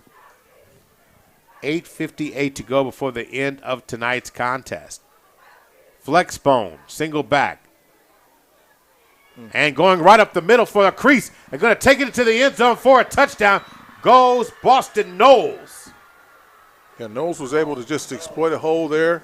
As, again, we mentioned that the Falcons now are playing some reserves as they've earned an opportunity coming here tonight.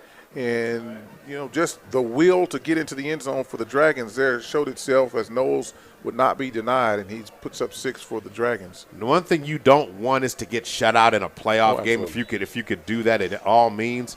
And so now the Dragons are going to attempt an extra point. Noah Gracie is the kicker. And Grace, extra point attempt is good. And so with that, they get it 38-7. Falcons lead is still 31 points. Want to sit there and want to thank Sunbeam Family Services. Build a brighter future with all children and families. You can find mental health support, become a foster parent, enroll a child in early childhood education and care, and so much more. They are located at the Edwards Early Education and Community Hope Center, located in the former Edwards Elementary School. For more information, visit sunbeamfamilyservices.org. There's a tight game brewing in Idabel as now Kansas leads 28-27 over Idabel on their home field in the 3rd quarter. Now, if we had to look here at the second half of this game, the score would be even. Mm-hmm. That's something that Coach Franklin will talk about because the team did not come out with the same. Now, again, it was reserves, but that was their opportunity to try and get in the game and show some things. Most of the starters are completely out now. So the Dragons are going to put this ball in play. Not to be super critical of that, but if we just graded the second half, Falcons would be down 1 point now. All right. The ball's going to be fair caught by Buford at the 35-yard line. So that is where they will start off 1st and 10. So if you're the Falcons now, what you do is you milk the clock, you run the ball, try to get this thing under 4 minutes by the time the Dragons get the ball back. You want a 4-minute drive. You want to take some time off this clock. So this is where championship teams are made. It's not made about can you score 100 points. It's about can you get a possession to match what your team needs at this moment. Yeah, time management now as Josiah Woods is at quarterback for the Falcons. And we want to just manage the game, manage the time. Everybody wants the same thing right now. All 3 teams on the field wants the same thing. Nothing doing there is Anthony Keys is going to take the ball for no gain at the 35-yard line.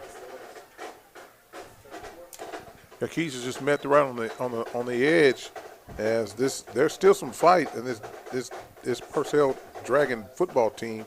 They're actually going to say Keys lost some yards. Noah Chavez is out there and introduced himself to Mr. Keys, and he got the better of it that time. So it's going to be 2nd down and 12. Double tight end. Ball is snapped. And this time, Davis is not going to get anywhere that time. So he's going to be brought down. Great open field tackle there by Purcell.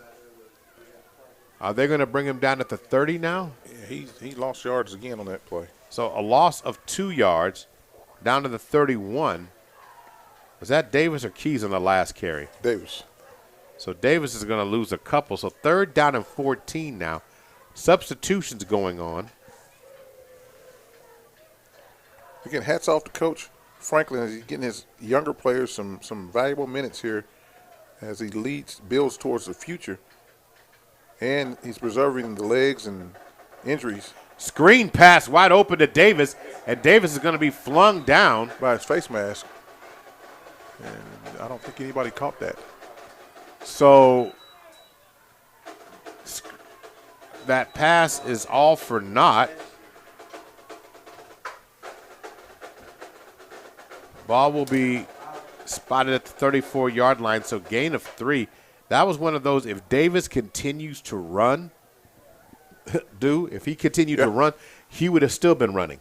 He couldn't because the guy had it grabbed by the face mask, and you ask me how I know. I had my binoculars right on the play, and he grabbed all of his grill and pulled him down by the face mask.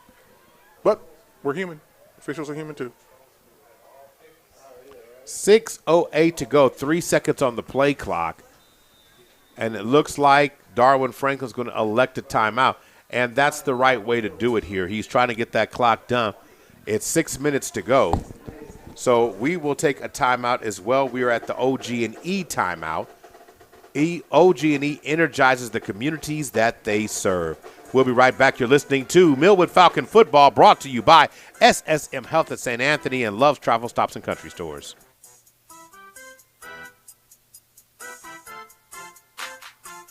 You know our athletics. You've seen our impact. Our legacy speaks for itself. It's a legacy that creates culture, champions education, and electrifies the future. We honor history by making history, because tomorrow's not given. It's upheld by those who boldly lead the charge. We are SWAC. General Motors is honored to sponsor the Southwest Athletic Conference. Watch history in motion by visiting gmmakehistory.com. 38-7 is the score. We're going to get a scoreboard update from the other Class 2A games in action. Zaire Fisher's out to punt this ball away for the Falcons. Falcons missing a guy. Spread punt formation here. Yeah, it's a spread punt. 6:02.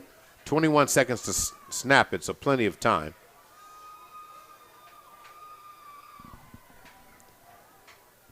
Ball is snapped. Zaire has it.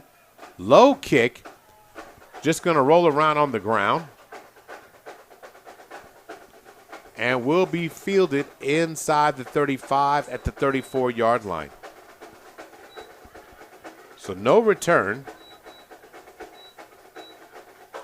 We're going to change possession, and it's going to be Dragon football. Dragon scored on their opening, on their last drive. And as Doolittle pointed it out, you said they've outscored the Falcons, what, in the second half? 7-6. 7-6. Yeah, an extra point.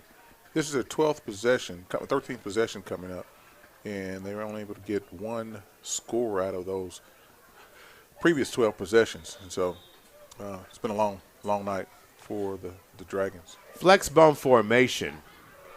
Cash, Guthmiller, and finding gaps. Running the ball for a strong game there was number 25 as Boston Knowles will get a first down for the Purcell Dragons at the 47-yard line. Gain of 13 on the play. Update from Kiefer now leads 58-20 over Tahlequah Sequoia, so their message has been sent loud and clear. Yes, and Sequoia Telaqua is someone that the Falcons played last year in the third round in the quarterfinals. So now going to work this time. Knowles doesn't have it. And trying to turn the corner goes Carter Bennett. And the ball is going to be downed tackled. He's going to be tackled inside the Falcon 50-yard line, inside the 50, probably down at about the 45. That's what they're going to say. Second down 8 upcoming as the flex bone now is starting to work here late in the game as the reserves for the Falcons have entered the field. So second down and 2. Ball is going to be snapped. They're going to pitch the ball to the outside, trying to turn the corner. Nice job. Yeah. It was a big hit, but it was a nice hit there by number 41. But it wasn't a wrap up. But that's what I'm saying. It was a nice contact hit, but that's not going to get you anything. No, you got to wrap up. Put your hands around, engage, keep driving, get your ball carrier to the ground because he can bounce off of that and keep on running. But again, don't worry. Coach Franklin will make a note of that. He'll see it on the video. Under 4 minutes to play on the snap of this ball, flex bone. Ball is going to be snapped, and then right up the middle, another strong run by number 15. That is Oscar Wren, who will get them, meaning the Purcell Dragons, a first down at the 37-yard line, at the Falcon 37-yard line. Gain of 12 on the play.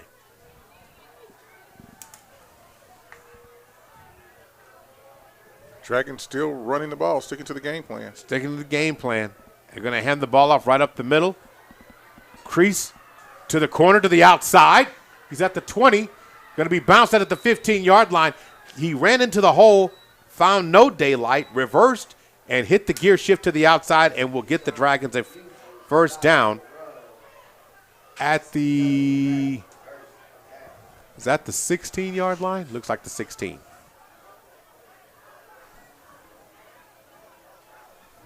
Yeah, I can't tell. Okay, it's at the 15-yard line officially. So first and 15. Cash Guthmiller got his team set. And they're going to pitch the ball to the outside to number 33, Nathan Trent. Good pursuit by the Falcons this time. And nothing doing this time. Buford on the pursuit strung the play out and was able to make the tackle for a loss. So bend but don't break. Bend don't break, but moves the ball for a loss of 2 back to the 17-yard line. Second down and 12. So taking a chance now, under 2.5 to play. Cash gives it to the up back, Knowles. Knowles dives in inside the 10-yard line officially. Looks like there's a fumble on the play. And they're going to mark it at the 6. But is it Falcon football?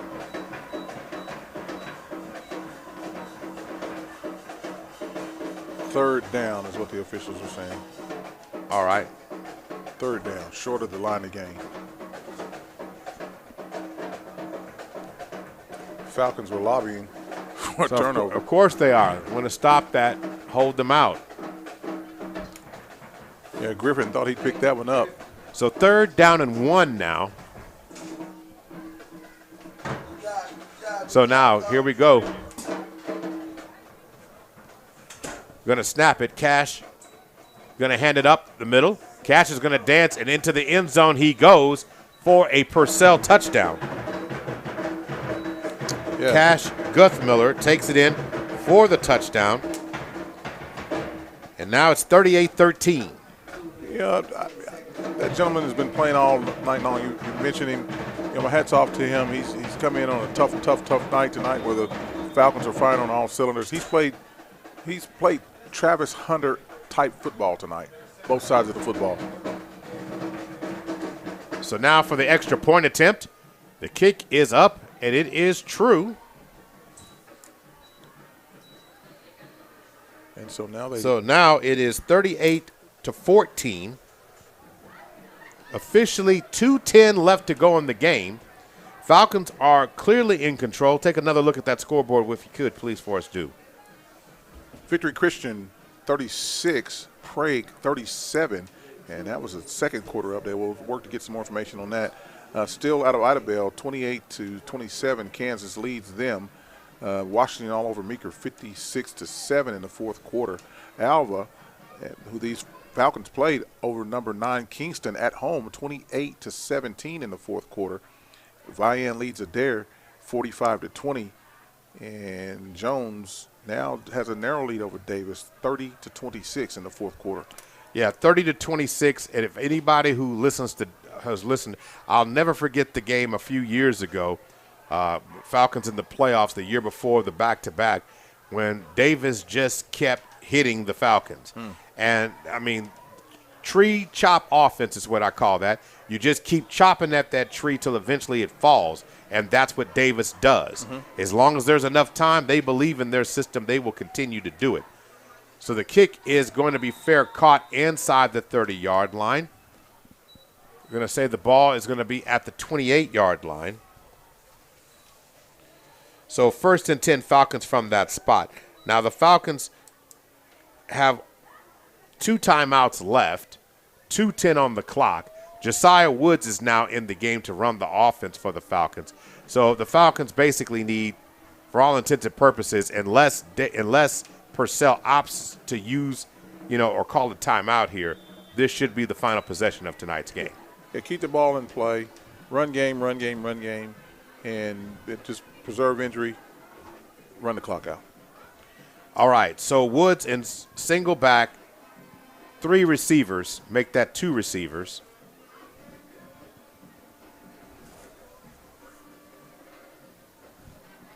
Inside receiver comes in motion. A little missed time there, but Josiah Woods knows what to do. Takes it to the outside, maybe get a gain of a couple yards. Ball is out to the 20, make that the 32-yard line. So it's going to be a gain of 4 on the play for Woods. Update from Idabel. Idabel now leads 35-28 over Kansas in the fourth quarter. So 1:19 to go.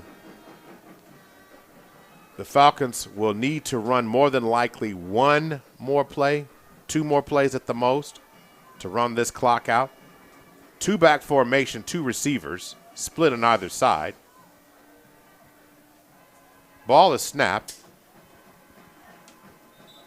And short gain on the play as Buford gets his number called and gets a chance to make a carry here. Deshaun Buford. He's going to lose a yard on the play. So that sets up 3rd down and 7 now. 40 seconds on the play clock. And the Falcons are going to have to run the ball 1 more time and snap it. And you hear the chant out there, folks.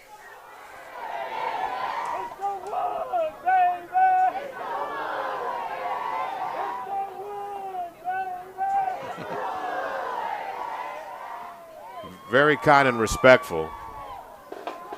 And, that chant's led by the president. I mean, the principal. The principal. And Josiah Woods runs out of bounds. And the officials still wind the clock. And that's going to be the end of the ball game. Yeah, he ran out of bounds, and they're still going to let it stand. And that will be the final play. I don't quite know what Josiah was thinking in that situation. So the ball is going to be spotted at the, all intents and purposes, a loss back to the 29-yard line. But that will be the final play of tonight's game as the Falcons are victorious by the final score of 38-14. We'll be back with post-game on just a minute here. So don't go anywhere. It's the SSM Health at St. Anthony post-game show coming up in just a minute. You're listening to Millwood Falcon Football, brought to you by SSM Health at St. Anthony and Love's Travel Stops and Country Stores. Injuries don't wait. For business hours, now you can be seen 24/7 for sports injuries. Whether you have a sprain or a broken bone, at the SSM Health Bone and Joint Injury Clinic at 13401 Northwestern.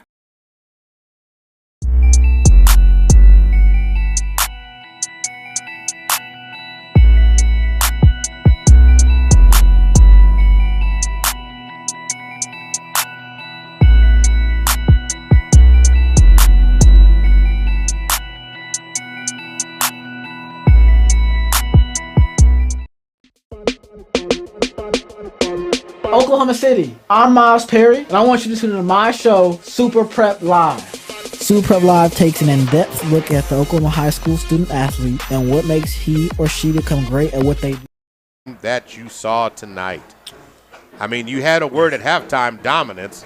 You know, as I work to get my words together here, it's incredible to see when preparation, expectation, and execution all come together.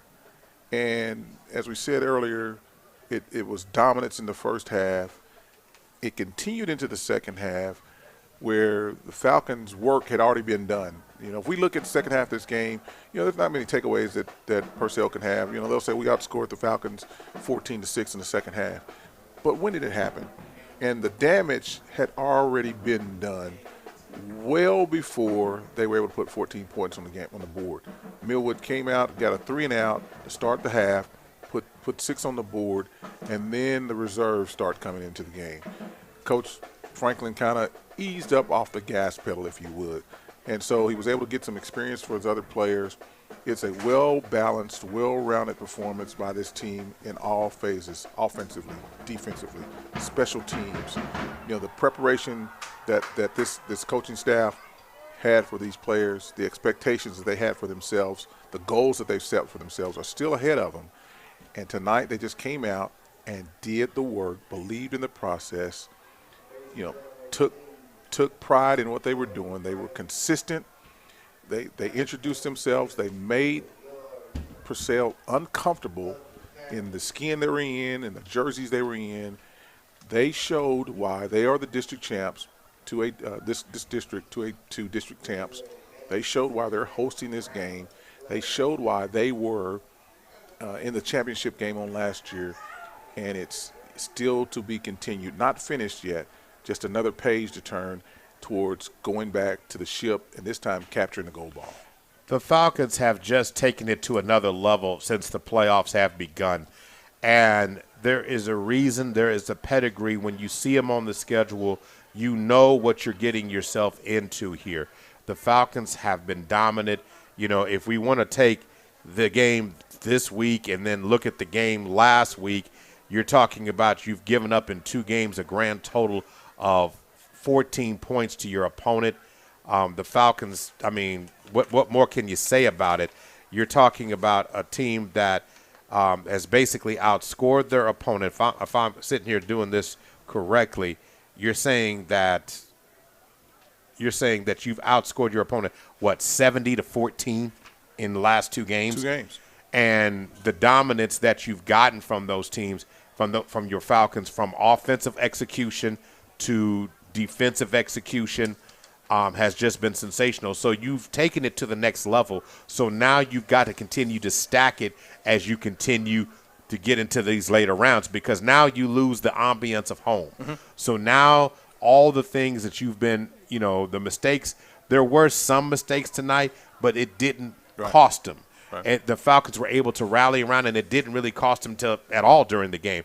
If you really want to be honest about it, the Falcons outscored them 32-0 in the first half. And yes, you were right; they were outscored 14-6 in the second half. But 38-14, that's one of those scores that's not really indicative of how dominant the Falcons were. That was done against the Falcons' 2s and 3s. And if you're an opponent looking at that, well, Purcell got 14 on them. But if you don't know when those points came, that's a big factor. Yeah, it looks like one thing, on the scoreboard in the newspaper tomorrow. But when you look at the box score, you look at yards, you look at plays, you look at everything that we used to look at when we go to the newspaper. We don't go to the newspaper anymore. But when you look at the stat line, that's funny that you say it like that. It's going to be a total team win, where this team, Purcell, almost looks like they should not have been here. Right. And I mean, so when you that's juxtapose that, unfortunate, but yes. But from in this particular matchup, that appears to be true. But Purcell made a statement in the second half of this game. Let's be honest about it. They had 90 yards running in the first half of this game. They ran for 151 in the second half of the game to finish with the grand total of 241 yards rushing. Mm-hmm. But they ran the ball 43 times, only one pass attempt. So you're talking about a team that was ball dominant and grounding the ball, and it didn't play well once you got behind. Absolutely. And the Falcons showed that they were willing and able to shut them down. The Falcons finished tonight with 344 yards of total offense, 203 yards passing, 140 yards rushing. When you start looking at it, the ugly number for the Dragons tonight is going to be 5 turnovers. You don't win playoff games when you turn it over. The Falcons did turn it over, put it on the ground one time. The Falcons also had 7 penalties to the Purcell Dragons, 3 overall on the course of the night. When you start looking at achievement by players tonight, want to make sure we read that off. Anthony Keys, 13 carries, 51 yards, and a touchdown. C.J. Turnbull, 4 rushes, 44 yards. Lamar Davis, 15 rushes, 44 yards, and a touchdown. Josiah Woods, 3 rushes, 3 yards, and a touchdown. Xavier Thompson, 2 rushes, 2 yards. Donovan Knight, 1 for 2. Cameron Carter didn't get anything more on that one, but Deshaun Buford and Joshua Estrada are going to be carried with a rush, even though he didn't mean to. C.J. Turnbull's numbers, what did you think of his numbers tonight? 10 of 18 for 203 yards, 3 touchdown passes.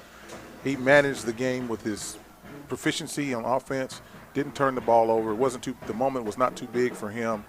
He had a great game tonight. All right, Xavier Thompson, 5 catches, 101 yards. Donovan Knight, 1 catch, 34 and a touchdown. Anthony Keys, 2 catches, 34 yards and a touchdown. Lamar Davis, 2 catches for 34 yards and a touchdown. Those are your offensive numbers for that. So it's time to get the player of the game.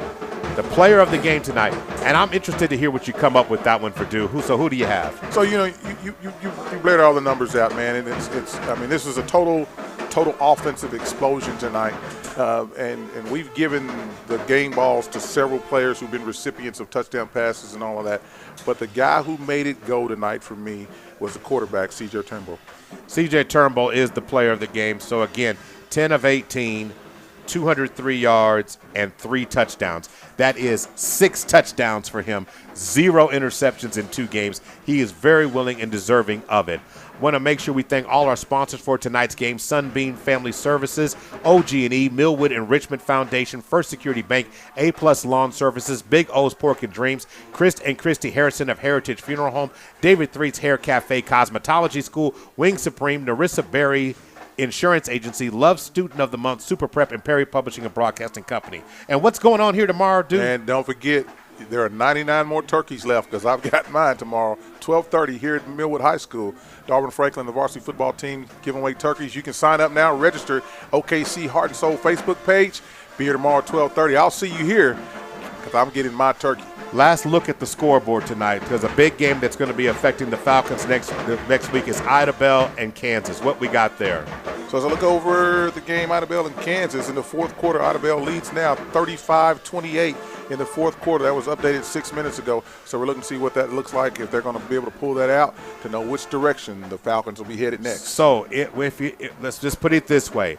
If Kansas comes back and win, the game will likely be in Tulsa.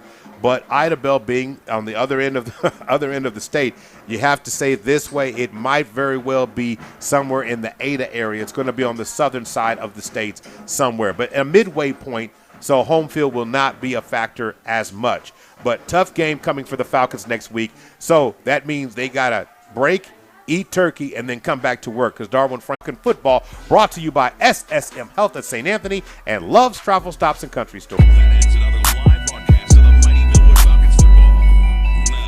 Let's get back to our regularly scheduled music programming right here on Home Soul 92.1.